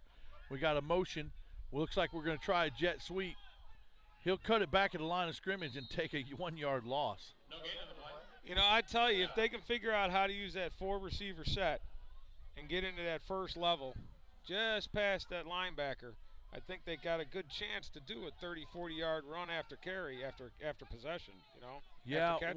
one of the things that's crucial, and we saw actually the Ravens be very successful today, is the yak, the yards after the catch. And, we saw a stiff arm by number 13 where he picked up another 15 yards, and that's the crucial part, like you said. You got to be able to have those additional yards that you're going to be able to move the football. And it looks like we're going to stick with that 4-receiver set. And right here, one of our very own players, number 88, here below us, he's playing man-to-man. He's trying to tell the quarterback, hey, I'm ready. Here, look, I'm ready. Let me fly. Fake it. There it is. Strong run. Strong run by number 11. That's a quarterback change that they made for the second half. Looks like they went with a little bit bigger QB. That is Scorpio Brown. And Scorpio's been around a long time. I think this makes either 15 or 16 years that he's been playing semi-pro football. So Wow, that's a great run. there's been a couple times that their head coach, Larry Stith, has said, hey, I thought you were retiring. He's like, oh, I'm good for one more. I'm good for one more. And that's kind of the whole semi-pro mentality with these players because it's the passion and love. A lot of them don't want to give it up. Well, the camaraderie is a huge thing, especially with football. Looks like we're back to that 4-receiver set that's been working for him.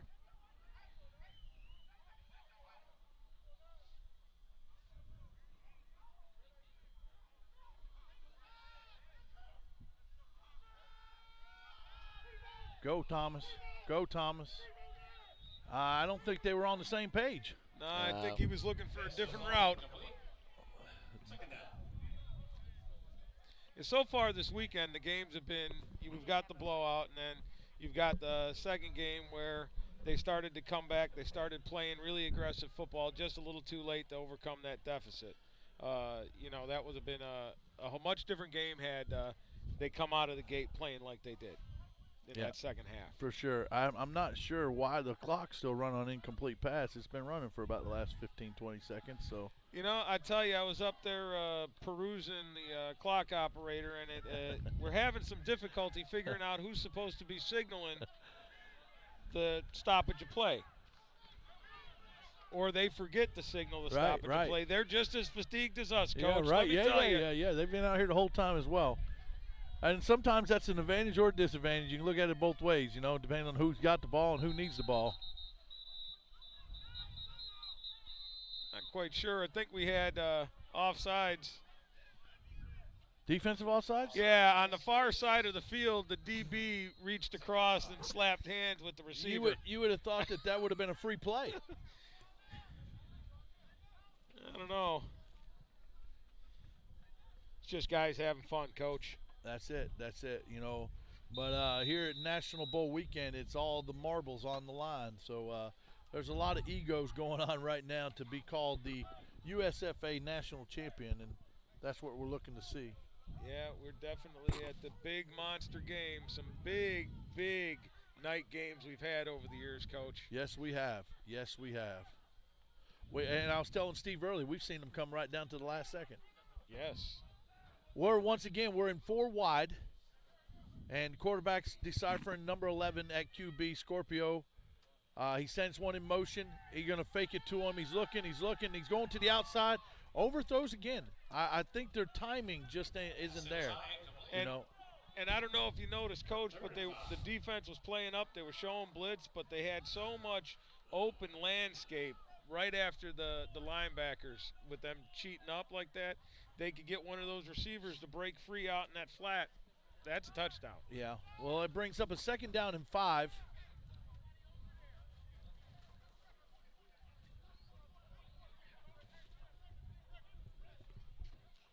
Now, I had the opportunity to see the Ravens win the game that got them here out in Racine, and I tell you, that was a cold, rainy day in Racine, Wisconsin when I saw them beat the Raiders. It was an impressive victory for them, and I'm seeing the same kind of play here What today. kind of final was in that game? Oh, you know, it was. I think they were. It was a 2-touchdown victory. I can't remember the total score.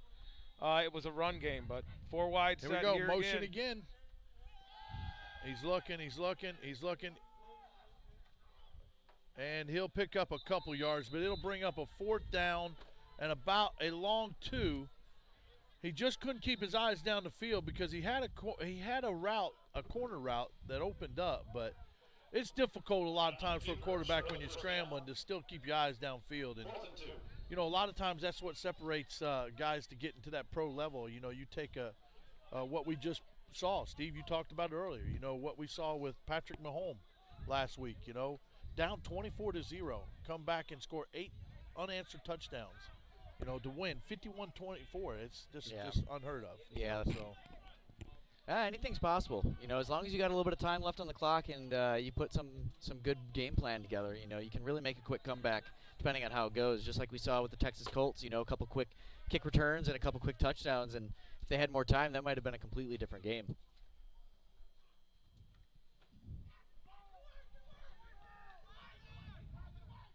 It looks like they're going to let that one roll to a stop. Goes out about the 8. Yeah, you can't ask for much better punt than that right there. Yeah, that was a fantastic punt. One of the things I'm noticing in today's game, Coach, it seems like the quarterbacks, and this is throughout all the games, including this one, they're focusing on one receiver. They're not going through their levels of check down, looking for other receivers. They're like, the plays are designed for one guy, and if it doesn't work, we don't have a plan out of it. Yeah, the progression reads have not been there. Probably the best progression reads we saw today was in the last game with Blake Rice with the Marlboro Shamrocks. There was a few times he'd look the safety off, and that opened up a lot of passes that Steve even pointed out. But you're 100% right. And, you know, that could make the difference in this game right here. But one thing I've saw right from the beginning, this Edward Thomas, the quarterback, number 1 for Ravens, has been throwing some pretty good balls. Yeah, it looks like the Ravens are overloading one side with receivers. Yeah, trips formation to the right. Shotgun. There's the snap. He'll throw that bubble screen to that trips formation. There's a missed tackle. There's a missed tackle. And he might be run out of bounds for a 10-yard gain. It's going to be close. Got a late flag in there, too. Yeah, I don't know if that's because of out of bounds on the sidelines, but I don't know what that flag was for. It was on defense. Looks like it was a 10-yard penalty. Unnecessary roughness, maybe? Be enough for a Raven first down. So tomorrow we'll have 2 National Bowl games, one at 12 followed by 3:30. And along with that, you've got your 2 big playoff games in the NFL tomorrow, which will be a pretty good, interesting matchups. You know, you've got the Titans and the Chiefs, and you've got the 49ers and the Packers. So it'll be interesting to see some of those games unfold tomorrow as well. And, you know, and all these guys are always looking for an opportunity to play. There we go. Pitch outside, cut back. He'll pick up maybe 2 yards. Yeah, up to this point, the Ravens have been pretty much 4 or 5 yards per carry when they're coming out of a backfield type pitch or a dump in the middle. You know, so why break it if it's why fix it if it's not broken? You know, just keep running the ball and pound it down. They seem to be moving the line nicely. That's kind of what happened with the Shamrock. They established a run game, and once they just kept finding a way to stick with the run game, they controlled the clock. And when they controlled the clock, they won the game. And I think we're seeing the same witness right now with the Ravens finding a way to run the ball but still control the clock. So here we are, 2nd down and 8. Ball spotted at the 38-yard line, about 37-yard line. And Thomas will sprint out to his left. He'll pick up some yards. That was close to a block in the back, but no call. He's bouncing around again. He's going wide. He's running out of gas, and he'll run out of gas at about the 41-yard line. Hurdling the bench. Great run. Almost as many yards across the field as he did down the field. Yeah. And actually from one side of the field all the way completely to the other. Yeah, he's going to need a breather after that one. 100 yards for 40 yards. Yep. But the Ravens are doing a great job of reacting to defenses and pursuits and schemes. They seem to have an answer for what the Crusaders are cooking up for them. Mr. John Kennedy is watching in there, Sean, and he's made sure to do a little commentating of his own to tell about the broadcast. So I know he's probably going to reach out and make a comment about you joining us on this broadcast now. So, hi, John. How's the weather? We got a great football game going on here. We miss you, buddy. Yes, we do. Well, looks like we had a little run there, 4 yards. Maybe not. They're moving that. 2 yards. Looks like it's 2 yards. Man, I don't even know if he. I don't know. No, you know, like the announcer just said, no gain on the play. Yeah, no gain on the play. They didn't give him anything. No. 2nd down and 10 from the 42-yard line. Ravens come back to the ball. They'll go spread again, doubles to both sides, single back. Quarterback's in shotgun. Thomas will wait for the snap. We got movement. They're going to call it. Back them up 5. It'll be 2nd down and 15. The officials have been pretty consistent with the false start penalties today. Yeah, yes, they have. And, you know, it's there's been a couple times I was pointing out to Steve, they've made some calls because the centers were literally picking the ball up off the ground and then turning it to where they needed it instead of leaving it on the ground and turning it. And they were very consistent about making that call. So here we are again. 2nd down and 15. Thomas in the back. Got pressure coming off the edge. They missed the tackle. He's going to throw it back across the field and short arms it. He still kept his eyes downfield.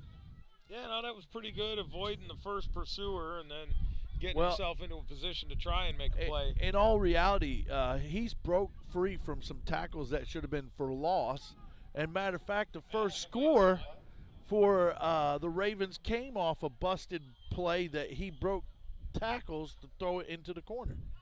So, you know, he's pretty physical back there. We got to give credit once again to the Ravens' #1 quarterback wearing jersey 1, Edward Thomas, listed at 6'3", 225. Like Steve said earlier, it's more like playing like he's 270. Well, he's running like he's a $105, I tell you. I wish I could run like that, Coach. Here we go. We got 2 backs in the backfield. We've seen this formation once again. Shotgun.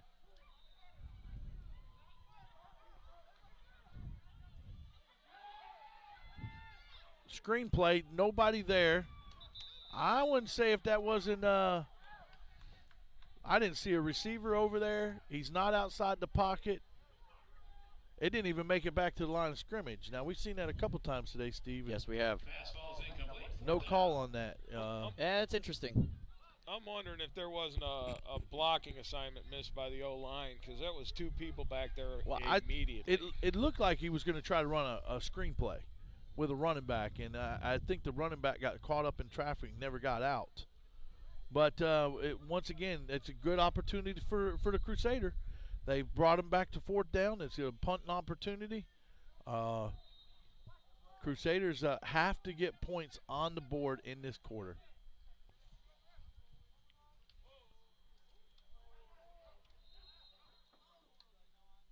Well, Coach, we got a clean snap here. End over end punt. It's going to roll.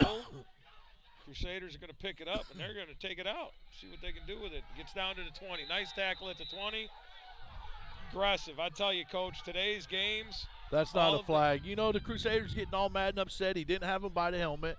You know, so can't get too upset about it. I know we want every opportunity to get every yard we can get, whether it's on a penalty or not. But I saw a clean hit.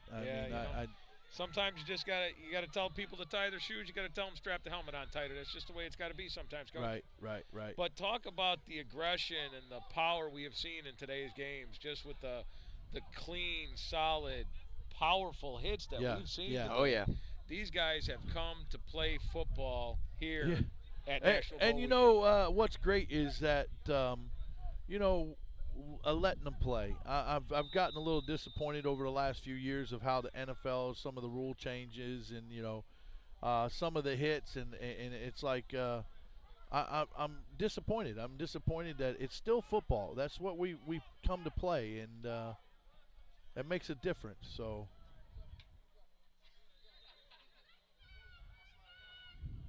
here we go. Crusaders double formation, shotgun.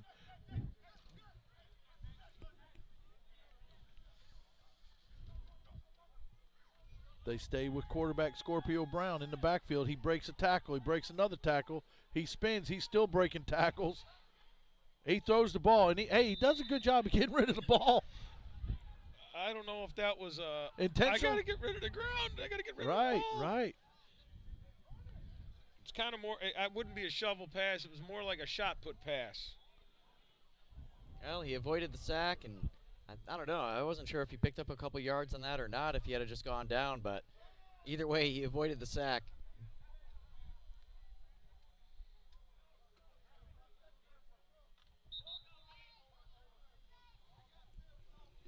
First and 10, Crusaders on the 20. Oh, we got a timeout here, Coach. Or I thought they'd stopped the clock. Now they started it back up. I don't know what they got going on. You might have to have a conversation with that clock operator. Yeah. What are you going to do?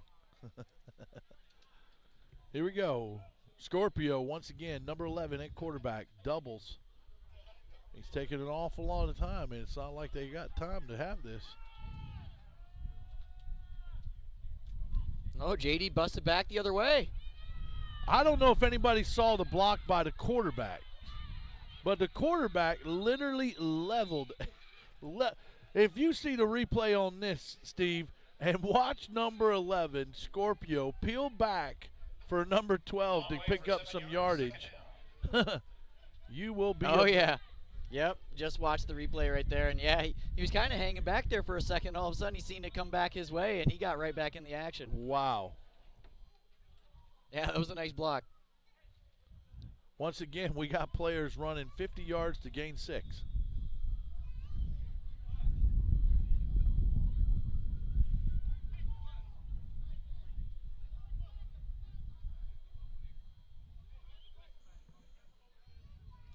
Got an awful lot of people on the line of scrimmage. Defense is stacking in the line of scrimmage. Everybody's lined up. Pressure's coming. It's 3rd and 3. Scorpio at quarterback. We got jet sweep motion. Quarterback keeps it. The pressure gets to the quarterback. And that'll bring up a loss of yards, and they'll bring it back to 4th down and 10. And they'll mark it right at about the 21-yard line.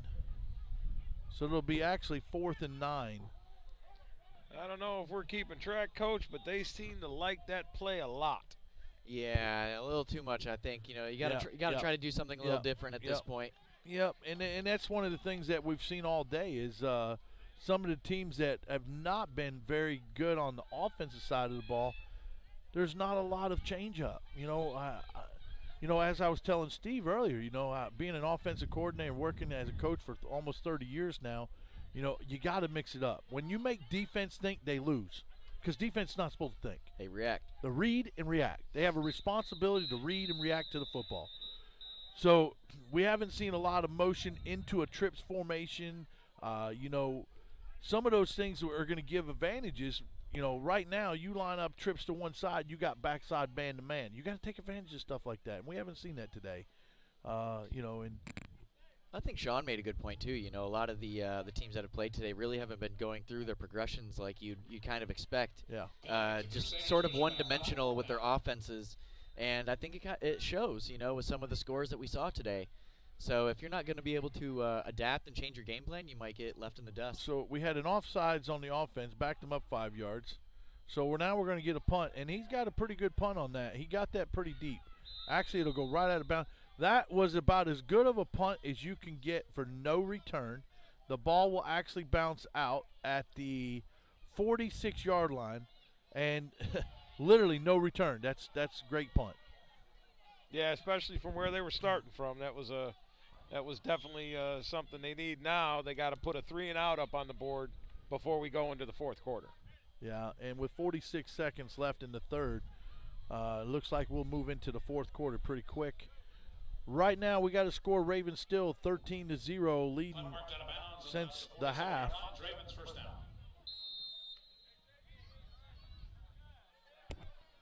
What a great day for football. Good crowd, great live stream, a lot of good feedback. And once again, National Bowl weekend has been one of the go-to things to see what we've done after 16 years. Oh, that's a good run. Inside zone play, quick speed. Got about 6 yards out of it. I'm trying to get the number on the player. Jackson on the carry. Jackson. About 6. That was a solid run. It seems like when it comes to the Ravens, they can open up the holes at will on the defense. There's a lot of speed on the Ravens side. I mean, receivers, running backs, quarterback even moving as big as he is. But they got a lot of speed. Literally, you miss one tackle and he's gained another 10 yards. You miss 2 tackles and he may break it. So we were talking about it earlier. They had a 4th and 25 before the half and broke it for 18 yards off of 3 missed tackles. So here we go. Trips to the left. Shotgun. Thomas will drop back, looking at the formation. He's going to air it out. He's got a man. It's thrown short, and it's picked. It's intercepted, and it's still going. And as you said it, you called it, Sean, that, we just needed a 3 and out. Well, how about a 1 and out before Yeah, that before was the great. quarter? And the one thing I got to tell you, Coach, you look at all the games this weekend, and it seems like all the offenses are following the same suit as the NFL, where we're getting away from having 2 people in the backfield. We're getting away from having that fullback blocker, and everybody's coming out with multiple wide receiver sets. And that seems to be a trend we're having here today in all our games. Yeah, I probably can count on just one hand or 2 hands here the number of times that we've seen it lined up with an I formation in the backfield and just run some smash mouth football, pounding in the backfield. Just haven't seen it. So, but that's kind of like you're right. That's kind of what the general consensus now is to move everything to a West Coast offense, run and gun, keep everything to the outside, and speed offense. But to be successful with that, you got to be able to understand. You got to play the numbers, and the numbers game is 7 or more in the box, where are you supposed to go to the outside? 7 or less in the box, where should you run? Inside.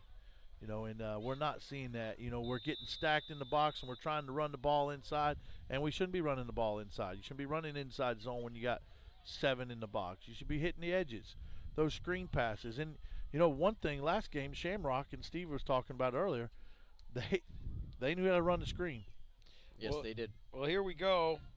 Start of the 4th quarter. Crusaders are starting at their own 9 after that interception. Let's see what we can do here. All right, they got 2 backs in the backfield to max protect, so we're playing 3 wide receivers. See if he can get out of there. He's going to give him a zone read play, and he gives a straight dive. We got a flag on the play. Far side of the field there. That probably is offside. Yep, he's going to be false start on the offense. That'll actually break that back half the distance to the goal line. Oh, boy. It's going to be 1st down and 15 from about the 5. Yeah, and the last thing you want to do is get a penalty when you're that close to your own end zone. You got that and right. especially with the way that the Crew has not been able to move the ball super effectively today, this is definitely dangerous territory for them.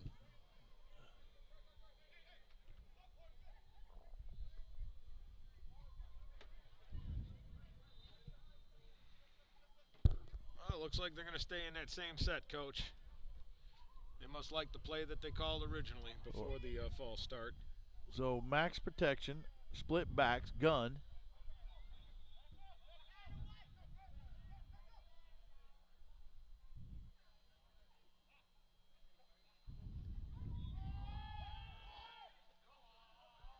They decide to throw that pass into coverage about 25-yard line there, Coach. I don't know. Well, the safety read that play from the very start. Honestly, I can't believe it didn't get picked. I mean, he literally read the quarterback's eyes from the play. Yeah, there was no disguising that. He was going to that guy. No, yep, you're right. The quarterback already had it predetermined that when the ball was snapped, he's throwing that ball. So here we go, bringing up 2nd down and 10. They must have declined the penalty or something. Is that 3rd down and 10? Yeah, it's a box is down. showing 3rd. Okay, so they must have declined that penalty earlier because it would have broke half the distance. Would have been 2nd and 15. Now it's 3rd and 10.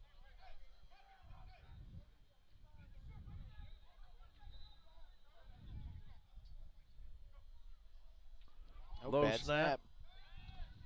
Intercepted.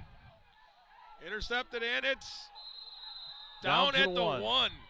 Hey, and you know, the bad thing is if that ball didn't get tipped, number 12, J.D. Young, was doing a crossing route in the middle field, uncovered, wide open. But once again, the Ravens step up on defense, throw their hands in the air, make the pick, and actually bring it down inside the 1, where it'll be 1st and goal from about the 1-yard line. Crucial again. Here we are, just starting the 4th quarter, 14 minutes. And Ravens will take over the ball on turnover on the 1-yard line. And this is going to be a tough stop for the Crusaders, just based on the ability the Ravens have had to move the offensive line around, or the defensive line around to get the run game on. And it looks like that's exactly where the Ravens are headed right now. Even though they're showing the offset receivers to the one side, I think it's going to be a run, Coach. Yeah, they bring in a tight end, double tight. They're just going to run that zone read, and he walks in pretty much untouched. So at this point, 14 minutes into the 4th quarter, the Ravens will score with 6 points on the board to bring the score right now 19-0 as we wait the extra point try. You know, Coach, I got to wonder, what does that make the point total for turnovers this day of National Bowl weekend? Because there's been a lot of turnovers. We can't even count because in the first half of first game, we had 3 interceptions. Now we're just talking interceptions, not even fumble recoveries. Yeah, there's a few fumbles too. 3 interceptions on one side, 2 interceptions on the other. That was 5. That would be a remarkable stat. I mean, if I had to guess, I would say just right now, up to this 3rd game, at least 20 turnovers. Looks That's like a they're fair going guess. for 2. Let's see how they do here. Oh, it's a little pass to the corner. Little corner fade. No good. Oh, good. 2-point attempt fails. It's 19-0. As hard as they were running the ball, I'm surprised they tried to throw a corner fade and not just punch it in with a run. So, but yeah, that the turnover stats for just this game, the first game, I think I counted 13 turnovers between the interceptions and the fumble recoveries. yeah. And then in the last game, there was probably another 4 or 5, and here we are today in the last game of National Bowl weekend, and we're right back on that trend. And they weren't sloppy plays. They were good defensive plays that created those fumbles or created those interceptions. It wasn't like just a blown route or a bad coverage. No, it was good, solid football. Hey, Steve, you know, we go back and we look, and, you know, here we are in the final game. It's the 4th quarter. It's 19-0 in the 4th quarter. And, you know, just one game before this, we were at this same point where we were like, oh, it's going to be a goose egg. It's going to be a blowout. It was 32-0. And what happened? The Texas Colts got a little bit of life in them, put their foot on the gas pedal, and scored 20 unanswered points. So, you know, and as we said in the last game, you see the life being sucked out of this sideline here in front of us, you know, and they just got to step up the tempo. It just takes that one spark. We just need and how did we see it? It may happen right now. That last game, it was just right now on a kickoff, 89-yard touchdown return. Oh, yeah, it's definitely not over Yeah, yet. but they've got to do something a little bit different. They got to move the ball. You know, if they don't get the ball moving, then Line there's drive, no chance. good chance. You got 30 yards before you see the first person. You just got to run. Woo! Ball's out. He should be called down. Well, let's see what they say. He should be Yep, down. Yeah, yep. yeah, he should be Far, down. far side ref is down.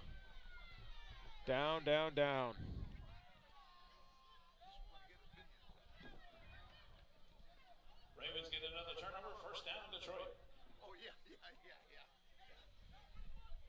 Yeah, he was down. Looking Yeah, at the he was replay. down. Yep. Nope. It's going to be Crusaders ball there at about the Ooh, 29.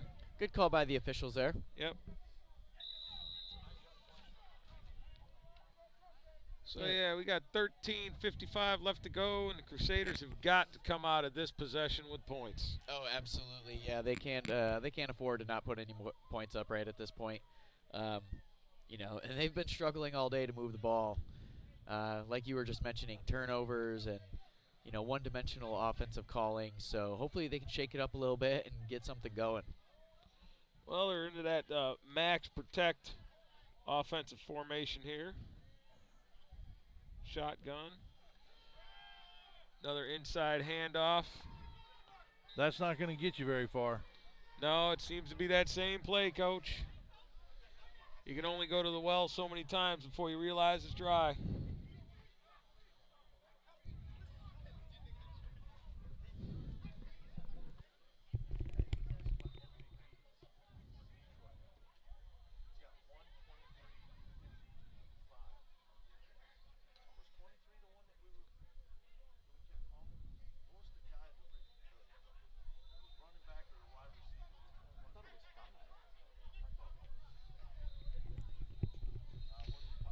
All right, Crusaders are breaking the huddle.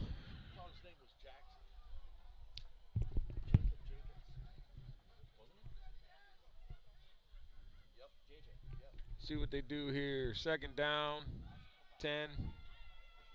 See what the Crusaders can do with this one.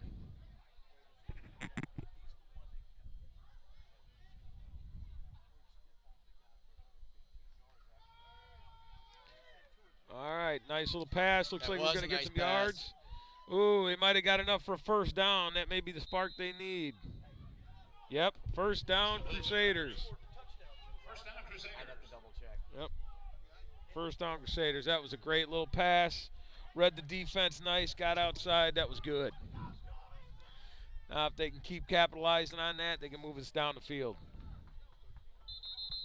Yeah, I mean, that was one of the better plays that I've seen the Crew come up with today. And looks like we got an official timeout due to injury here from one of the Ravens. Yeah, it looks like they're assisting one of the Ravens off the field. He's limping a little bit.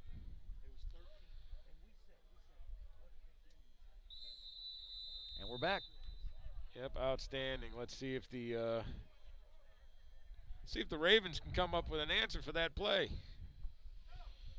Because if I was the Crusaders, I'd go right back to it and see if we can't get another first down, move that ball down the field. Well, do it until it doesn't work anymore, at least. I mean, if you're finding a little bit of success in anything, you know, just got to roll with it at this point.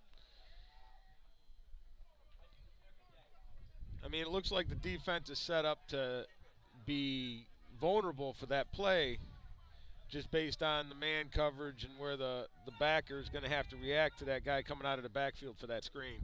Yeah, absolutely. They're stacking the line right now. Just got one safety deep, so.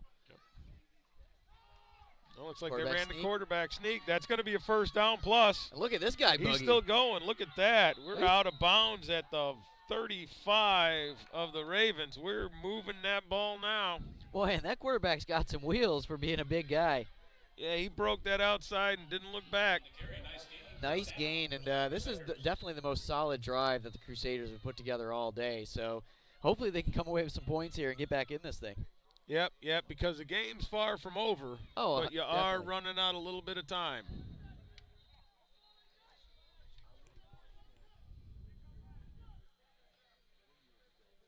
A little bit of life more on the sidelines now. Their Crusaders are perking up a little bit. It's good to see. Solid competition. Gotta like it. Oh, definitely. All right, we're back in that max protect formation.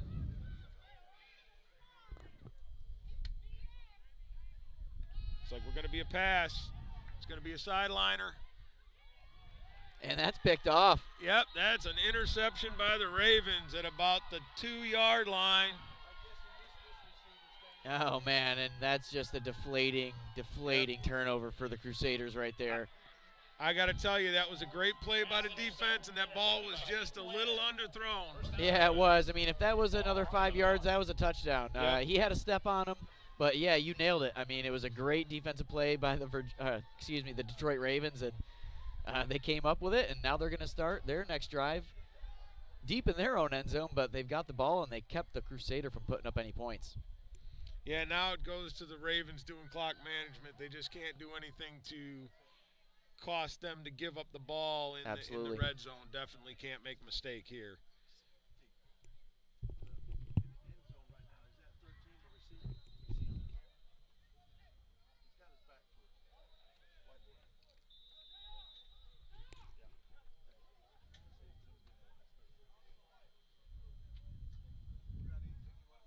No, I'm good. Right, yep. Well, you know, right now, though, defense has an opportunity. If they can push them right here and get a safety or just hold them down here tight. Turnover, maybe. Yeah, for sure. I mean, a fumble would be ideal. Hey, I've told you before, a deep interception is just sometimes as good as a deep interception sometimes is as good as a punt. I tell you, the Crusaders did a nice job of closing that gap. Closing the gap and taking away his options really quickly. You know, whatever the play he was trying to run. I'm actually surprised he got 4 yards out of that. You know,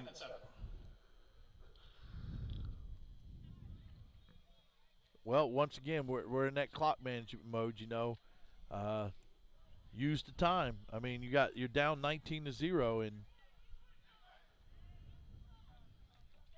he's still going to spread the field. One back set. And the Crusaders are playing back a little bit, Coach. Doesn't seem like they're going to put the pressure on them. Edward Thomas is ready for the snap. We got a motion. We're looking at jet sweep counter, and they're going to they missed tackles. Missed tackles again. And that'll bring the ball out past the first down.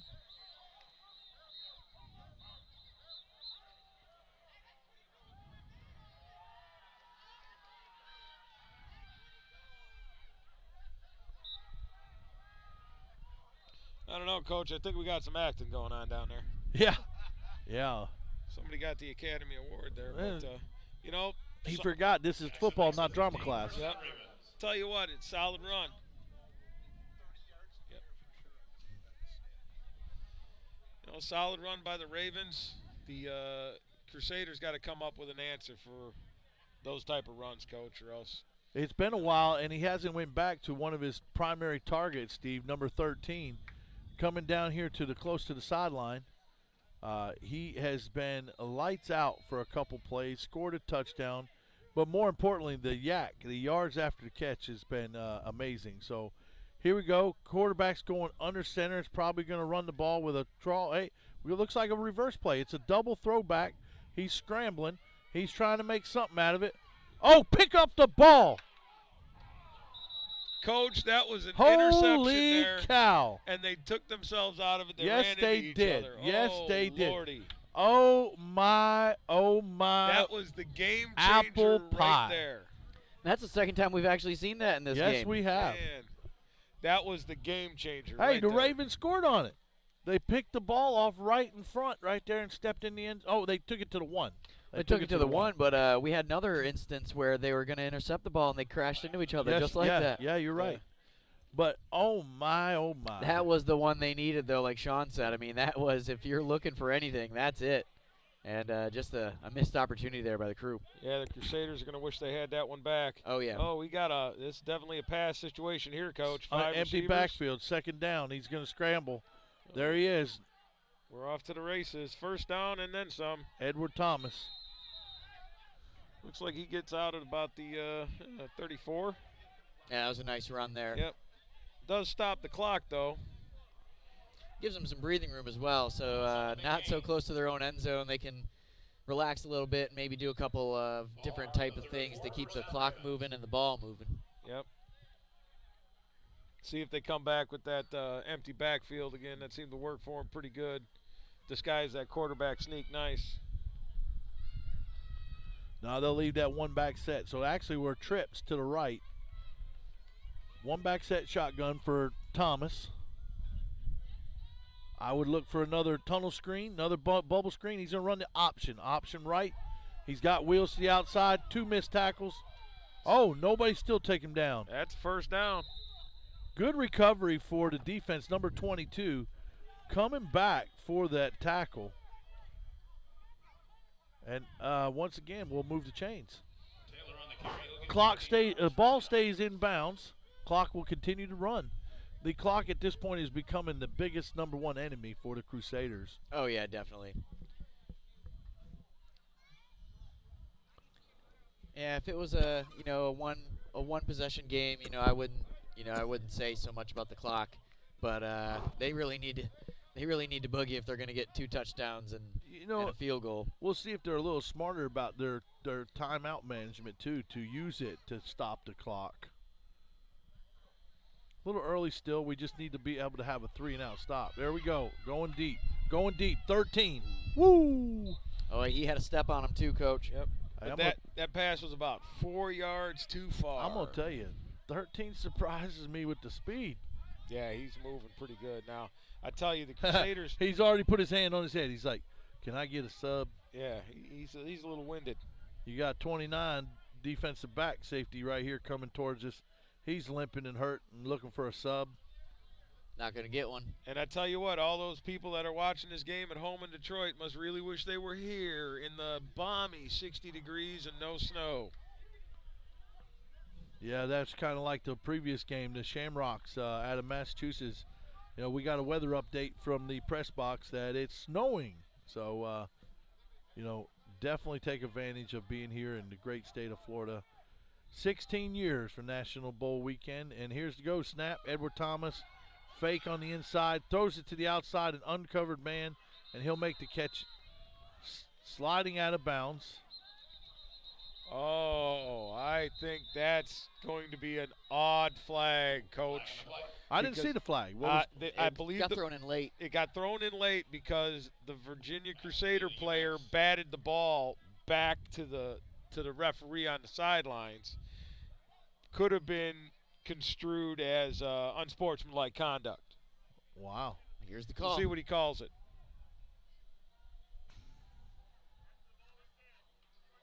Yep.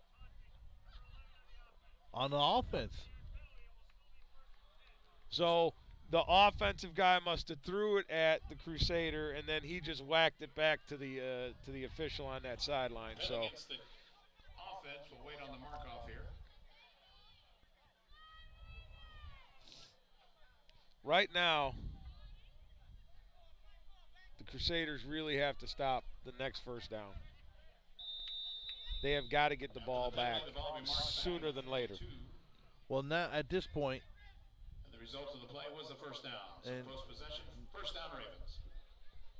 at this point, the clock is their worst enemy. So Yep. you got to have clock management. I say if you get anything right here, if you take a sack for a loss, well, that's not going to happen. And he's tackle. still going. Another missed tackle. Yeah. Yep. At know- this point, the clock is your worst enemy. I don't even know if I'd call those missed tackles. That's just a very athletic man running the ball. Yeah. You know, we've seen a lot of missed tackles today, but he is making the defense miss, or he's sliding out of the grasp. I mean, that's just skill and talent right there, and drive and desire to really excel.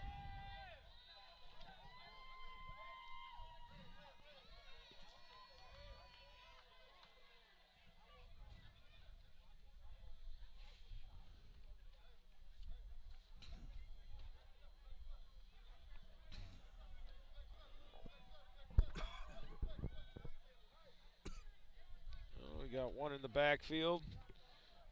Trips right. Inside draw. It'll get the first down. That'll move the chains and the clock. I think we're looking at an average of, 4 or 5 yards a carry when Detroit runs the ball inside. It seems to be that way right now.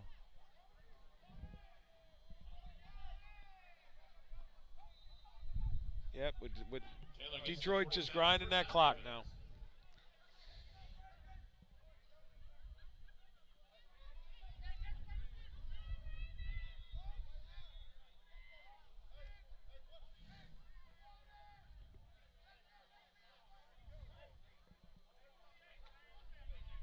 Quarterback shuffling some guys around here for the Ravens. Look at that. They're going deep for the pass. There he is, deep out route. Yep. Yep, saw that develop quick. Move the chains, move the clock. Move the chains, move the clock. Pass complete out to Smith. That's another Raven first down. I'm surprised that Ravens are just staying with that pass because it's opening up. Now you watch them come right back to that inside zone or that inside draw, and see them continue to move the football. So I mean, right now you got 7 in the box, 7 Crusaders in the box. Here comes the pressure off the edge. That's a block in the back. No call. No call. Yeah, I saw it. 18 pleading his case. Yep. Ref, did you not see a block in the back? Number 18 we did, and we understand. But it still doesn't change the fact it's 19-0 with 3:48 left on the clock. Yeah, the refs are kind of checked out of this one, I feel like. Yeah, Sean kind of said, it's also, you got to remember, they have now been we start at noon. And here it is, 9:37. They've all put in a long day as well. And Hey, Coach, at this timeout, how about we talk about how these two teams arrived here? And I don't mean by bus. I believe the Detroit Ravens won the Midwest tournament. I believe that is correct. Beating the Racine Raiders and the Crusaders. Crusaders, this is actually the Virginia Crusaders' first event here at National Bowl weekend. Virginia Crusaders have won 5 National Bowl championships out of Daytona at the USA Bowl. And they have either 7 or 9 league championships in the Mason-Dixon Football League. So a lot of success over multiple years. And we knew it was going to be a big matchup between the two of them. So, you can study a lot, but you can't prepare for speed. And right now Detroit is just beating them with a lot of speed. And really, let's talk about all the teams that have played today and what they've accomplished to get to this arena here in National Bowl weekend. It's fantastic. All these teams coming from all over with all their accomplishments earn the right to be on this field today and tomorrow. It's a great event. And we're back to play. Here we go, 2nd down and 10. Crusaders bringing the pressure. Here we go. Oh, man. Yep. Yeah, we'd like to have that one again. That instant replay will show that. Right past the receiver, right into the belly of the safety, number 3, who drops the ball. Incomplete pass, bringing up 3rd down and 10. That pass was coming in hot. Oh, right in the hands. Yep. We've seen several hot passes today. Some of these quarterbacks, when they rear back, we've seen 195-mile-an-hour speed balls, just fastball right down there. Yeah, but, man, you look back at the film after this one as the Crusaders, and there's a couple that you dropped and a couple that you wish you would have gotten back that would have changed the game, namely this one at the other end. I mean, that one should have been 6. So they've definitely made some mistakes that cost them some points and quite possibly the game. 3rd down and 10. He's going to throw the bubble screen. Nobody outside. Nice move. One tackle miss. And actually, he'll move the chains. Yep, that'll be a 1st down, and that was all based off of that first move. Moves the chains and keeps the clock running. Thomas on the receiving end of that pass. Well, gentlemen, it's been a pleasure sitting here talking with you. I got a couple of other duties that I got to take care of, so I'll turn it back over to you guys. Yeah, thank you very much. We've Thank you, enjoyed Sean. it, and we'll talk to you again soon. Yeah, oh, yeah.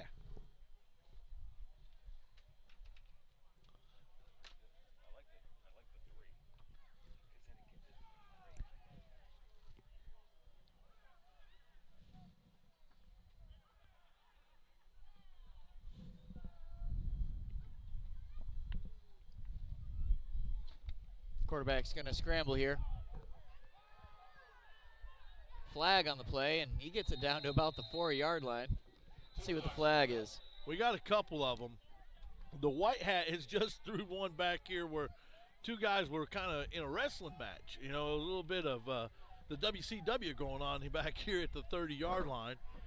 I'm not sure if it was a block in the back down there when the quarterback was scrambling inside the 10-yard line. But he's pointing it out now, so. Holding on the offense. 10-yard penalty.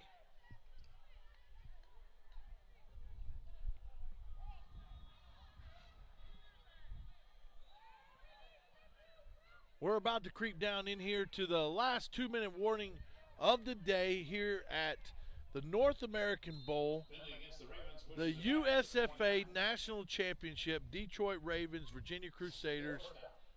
The Detroit Ravens have an opportunity to take this right down to the 2-minute warning. They'll run the football, and they'll get stopped for a pickup of about 5. And that'll take us to the 2-minute warning, Steve. And yes, it will. You know, a good fight from the crew, but they're gonna take an L on this one, and yeah, the Ravens are just gonna run this one out and hoist the trophy. 2 minutes left in the game. Did the numbers drop?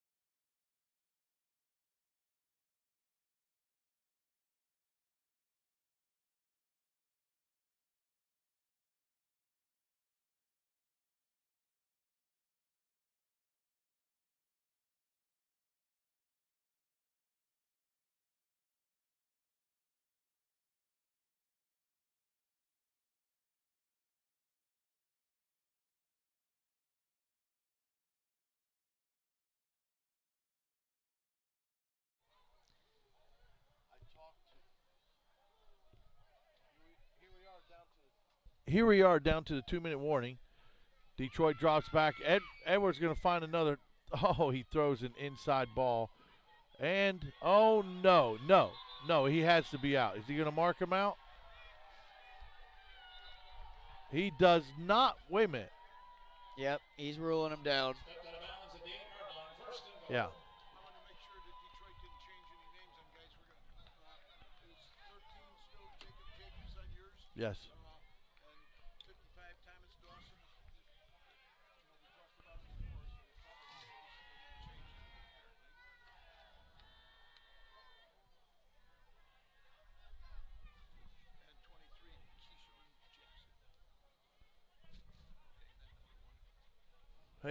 Hey.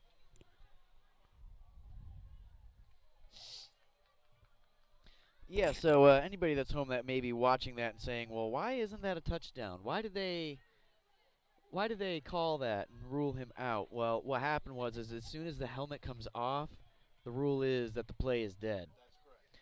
So as soon as his helmet came off, even though he was still in bounds and still able to continue running, and he did get the touchdown, they ruled the play dead as soon as the helmet came off. So that's going to put the ball at the 7-yard line, and they're just going to get another crack at it and another chance to run some more plays. That happened earlier today, and actually they might have missed that call when the helmet came off. But the play is dead when that helmet comes off at the spot that the helmet came off, which ruled him dead at the 7-yard line. 100% correct. We have a timeout on the Crusaders. And with a 1:51 to go in this game, Ravens 19, Crusaders 0.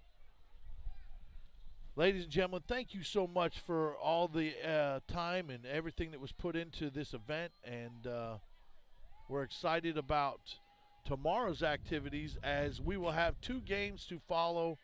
The Florida Bowl will start at noon with the Orlando Phantoms here at their home field with the Kentucky Spartans, followed by the 3:30 game, the NFE National Championship are here in Florida, the West Coast Soldiers out of Tampa area against the Connecticut Brawlers. So Stay tuned again tomorrow for the live stream, as we love to have everybody tune back in. And come back here with us to sunny Florida.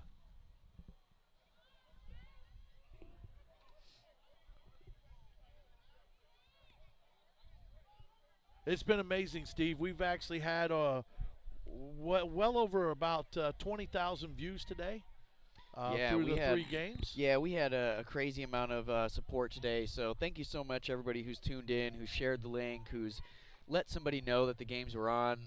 You know, like I've said throughout the day, small business and nonprofits like us, we really rely on the support of those around us, and we really can't thank you guys enough. Thomas is going to scramble. He's trying to still trying to make a play, and he throws it. Oh, missed tackle. Number 21 with the catch. The clock will continue to roll. At this point, you're just trying to get out of here without another score for the Crusaders.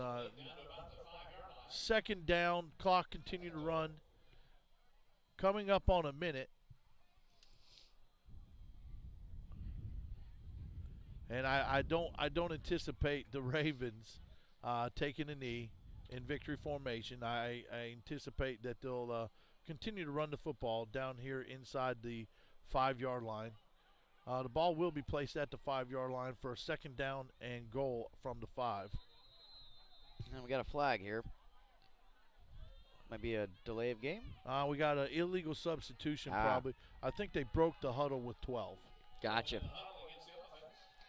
Well, you know, at this point in the game, it's really not the worst thing that can happen to the Ravens. You know, you get a little bit more space, you run a couple plays, and this thing's over. Now the clock should start as soon as he puts this ball in play, and there it goes. Clock will run.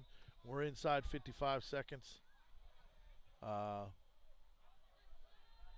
going to play it right out to the last second. No taking a knee here. Edwards is still looking for an opportunity. He's looking for a pass.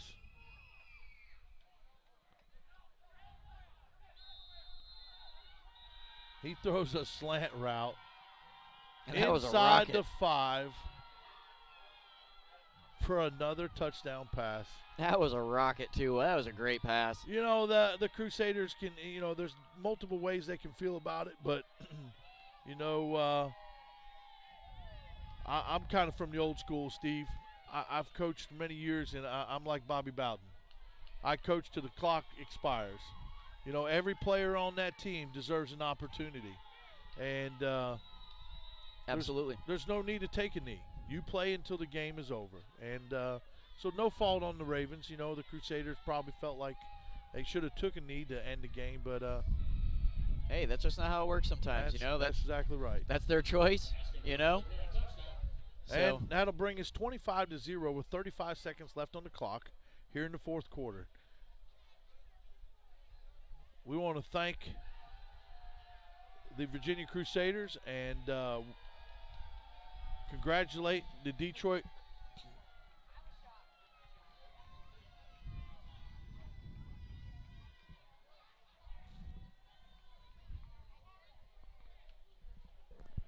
do it the cooler. I think she took it.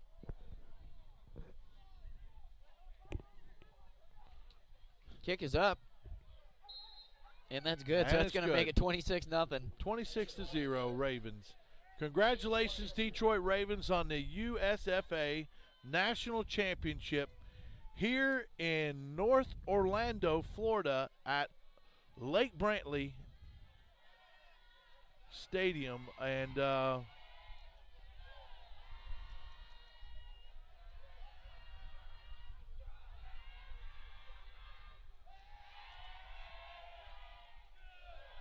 And you might be able to hear the Detroit Ravens fans on the other side singing, "Na na na na, goodbye." Hey, hey, hey, goodbye. And both teams, great job. You know, let's just make sure we can finish this game with respect. Keep it clean and orderly like it should be. As the Ravens will kick off. Tonight's North American Bowl game, we'll introduce our MVPs for each team and award the trophies for each team. I want you to sit back and stay tuned for that ceremony.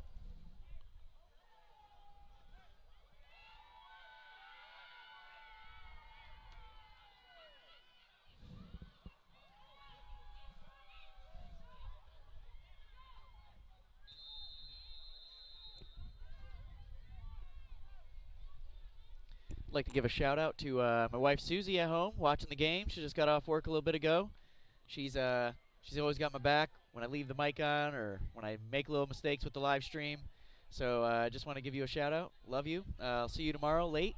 And thanks for watching and supporting us during the live streams today.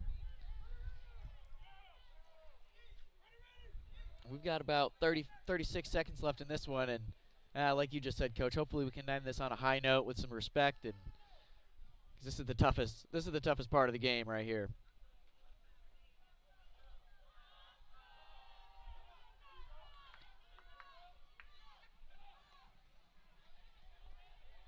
That's actually a great return. That was a great return. I mean, Holy smoke. they could have used that in the first half, honestly, or even in the beginning of the second. I mean, that's the most life we've seen out of the special teams unit. Hey, I'm not 100%. I'll have to check. But that was number 41 on the return, was it not? I think it was. Can you get a replay real quick on that just to see?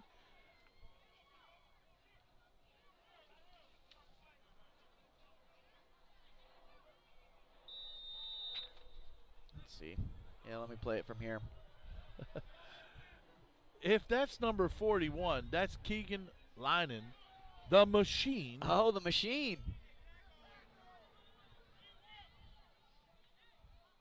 Yeah, I've got the replay running right now. Let's see what happens here. All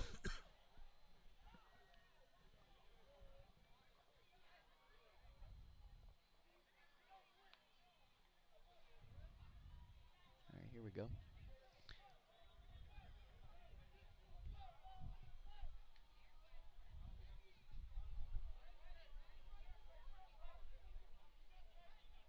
Actually, that was number 2 on the return. Number 2 on the return. Great job, number 2. Here we are with just a few seconds left. Scorpio's like, I'm going to run this. We're going to finish it with me running the ball and holding on to it. That's down to 16 seconds. And timeout. 12 seconds. Oh, wow. You know, and I'm proud of the Crusaders. You know, they're going to try to do the same thing. Hey, we're going to try, to call timeout. We're not going to just take a knee and end this game as well. Hey, we're going to try to put points on this board, get rid of that goose egg. We don't want to end it 26-0, so let's see if we can't do something to get into the end zone.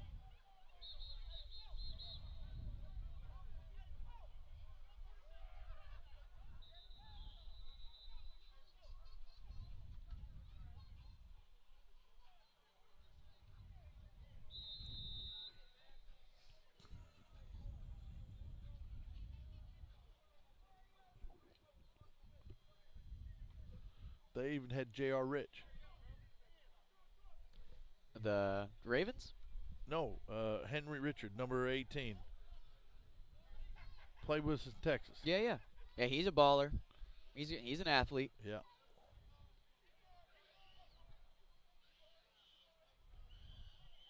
So we've got 12 seconds left in regulation here.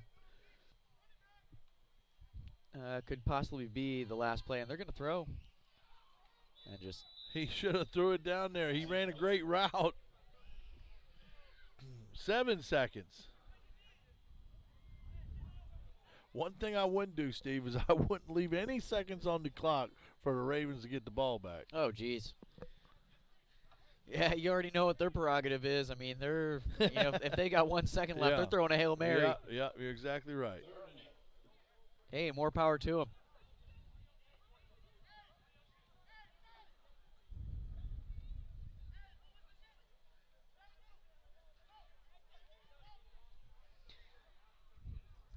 So barring a short pass or a quick pass, this could be the last play of the game.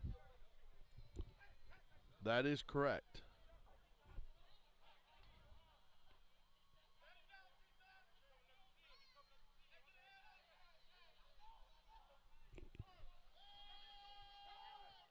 And this is going to end with a sack, it looks like.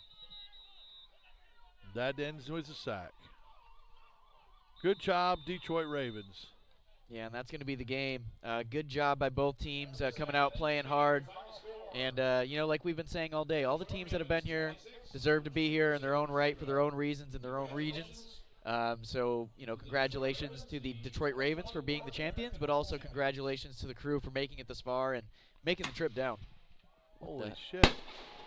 Firework went off and scared the crap out of us here in the booth. That it did. Oh. It'd be nice to have a warning before they fire off some fireworks, but hey, it's all good. So 26-0 is going to be your final. We're going to stick around for the trophy presentation, and that will end our broadcast for the day. Make sure you tune in tomorrow, 12 p.m. Eastern, for the second round of games, where we've got 2 more fantastic National Bowl weekend matchups brought to you by the National Football Events, American Football Events, RWB Sports, and Steve Weed Media.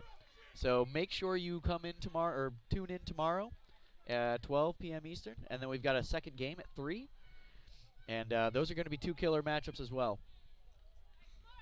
But for now, we're going to stick around for the trophy presentation with the Godfather himself, Jim Nugent.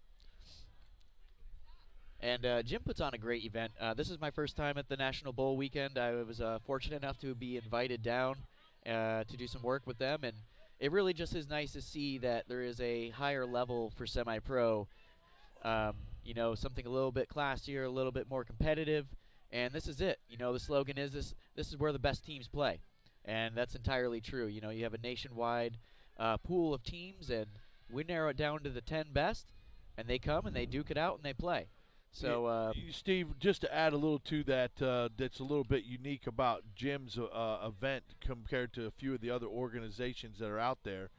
A lot of these teams have to qualify through regional tournaments to actually be here. So a few of these teams, when it's literally called a national championship, they actually had to play other league champions or other leagues to actually qualify to get here to be invited to play in some of these national games, national bowl games that are put on. And that's a testament to what Jim's trying to do, where you just said where the best teams play. That's what he's trying to accomplish and make sure happens, is that the best teams do play here. And, we're excited. There's a lot of other upcoming things of excitement to follow and pay attention to. AFE, Team USA, has a lot of events coming up. RWB Sports has events coming up.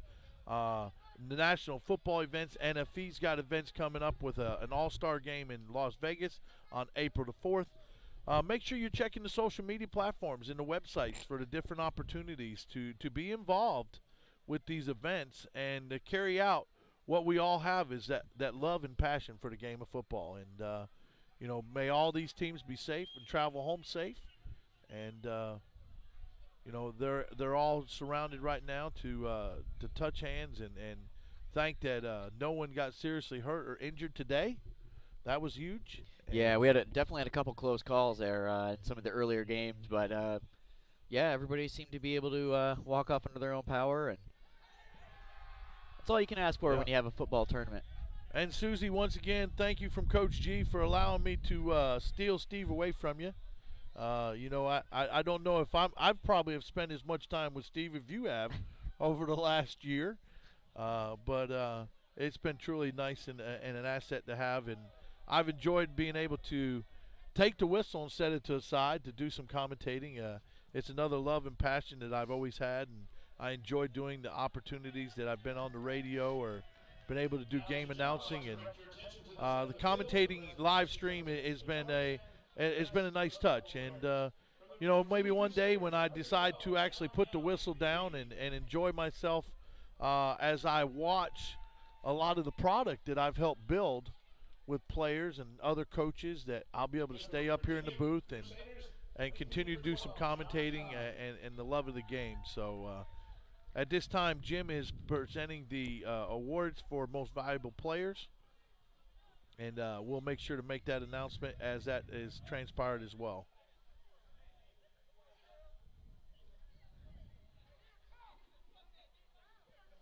The first MVP for the Virginia Crusaders goes to number 12, J.D. John Young, for the Virginia Crusaders. And, that catch that he had might have been the best play I saw all day. Yeah, that is true. At least offensive play. And, actually, if you look back, the very first play of the game for the Crusaders, he was at quarterback. Yeah, I saw that. Ran a wildcat play for 9 yards right off the bat and never came back to it, So, one thing that we found, and we've seen JD play multiple times, he's an athlete and a competitor. He's going to give you everything he's got in the tank. So. Oh, 100%. Number 13, Jacob Jacobs. Yeah, this was a great, outstanding receiver today for the Ravens. Number 13, Jacob Jacobs. And otherwise, as we called here in the booth, JJ. Making some big catches, a lot of yards after the catch, touchdown catch, and he's our first announced Detroit Ravens MVP as Jim presents an MVP certificate that actually applies him to the national championship all-star game. Thomas Dawson. Next is defensive line, number 55, Thomas Dawkins. Boy, and yeah, I mean, you could arguably give that to the whole Ravens defense, honestly, because they, as a team, they played great. I mean, they shut out the Crew, and the Crusaders are a phenomenal team. So to shut them out, let them put no points on the board, is definitely saying something for the squad. The next MVP for the Detroit Ravens, as Jim talks and lets them know what's going on.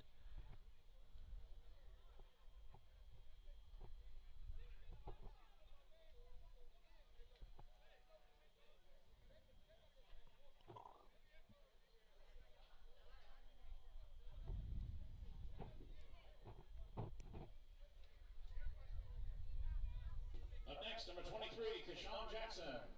The next one was number 23, Keshawn Jackson.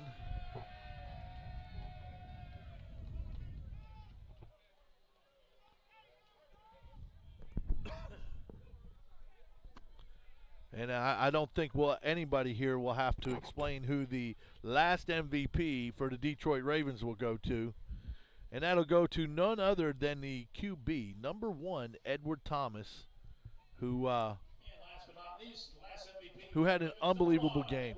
Yeah, he Unbelievable did. game. Yeah, he really did. On the ground, in the Yeah, air, yeah. he was doing it all. Running the ball, whatever it took needed to be done, he made sure it happened. And unbelievable, truly unbelievable. Yeah, he's got a hell of an arm, too.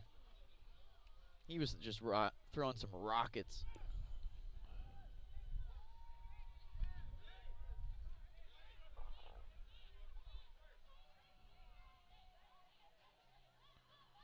And now Jim Nugent will present the runner-up trophy to none other than the Virginia Crusaders, who have nothing to lay their head down about, but what a great opportunity. 2020 to the Virginia Crusaders.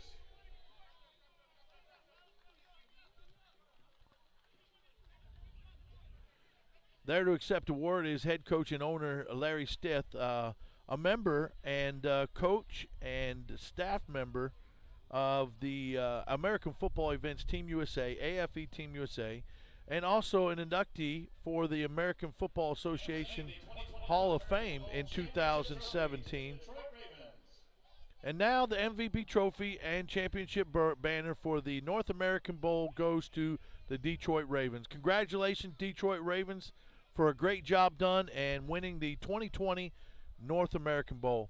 Thank you once again, everyone, for listening to Coach G and Steve Weed here with the media. We enjoyed it. We had a great event. We'll continue it again tomorrow and look forward to it.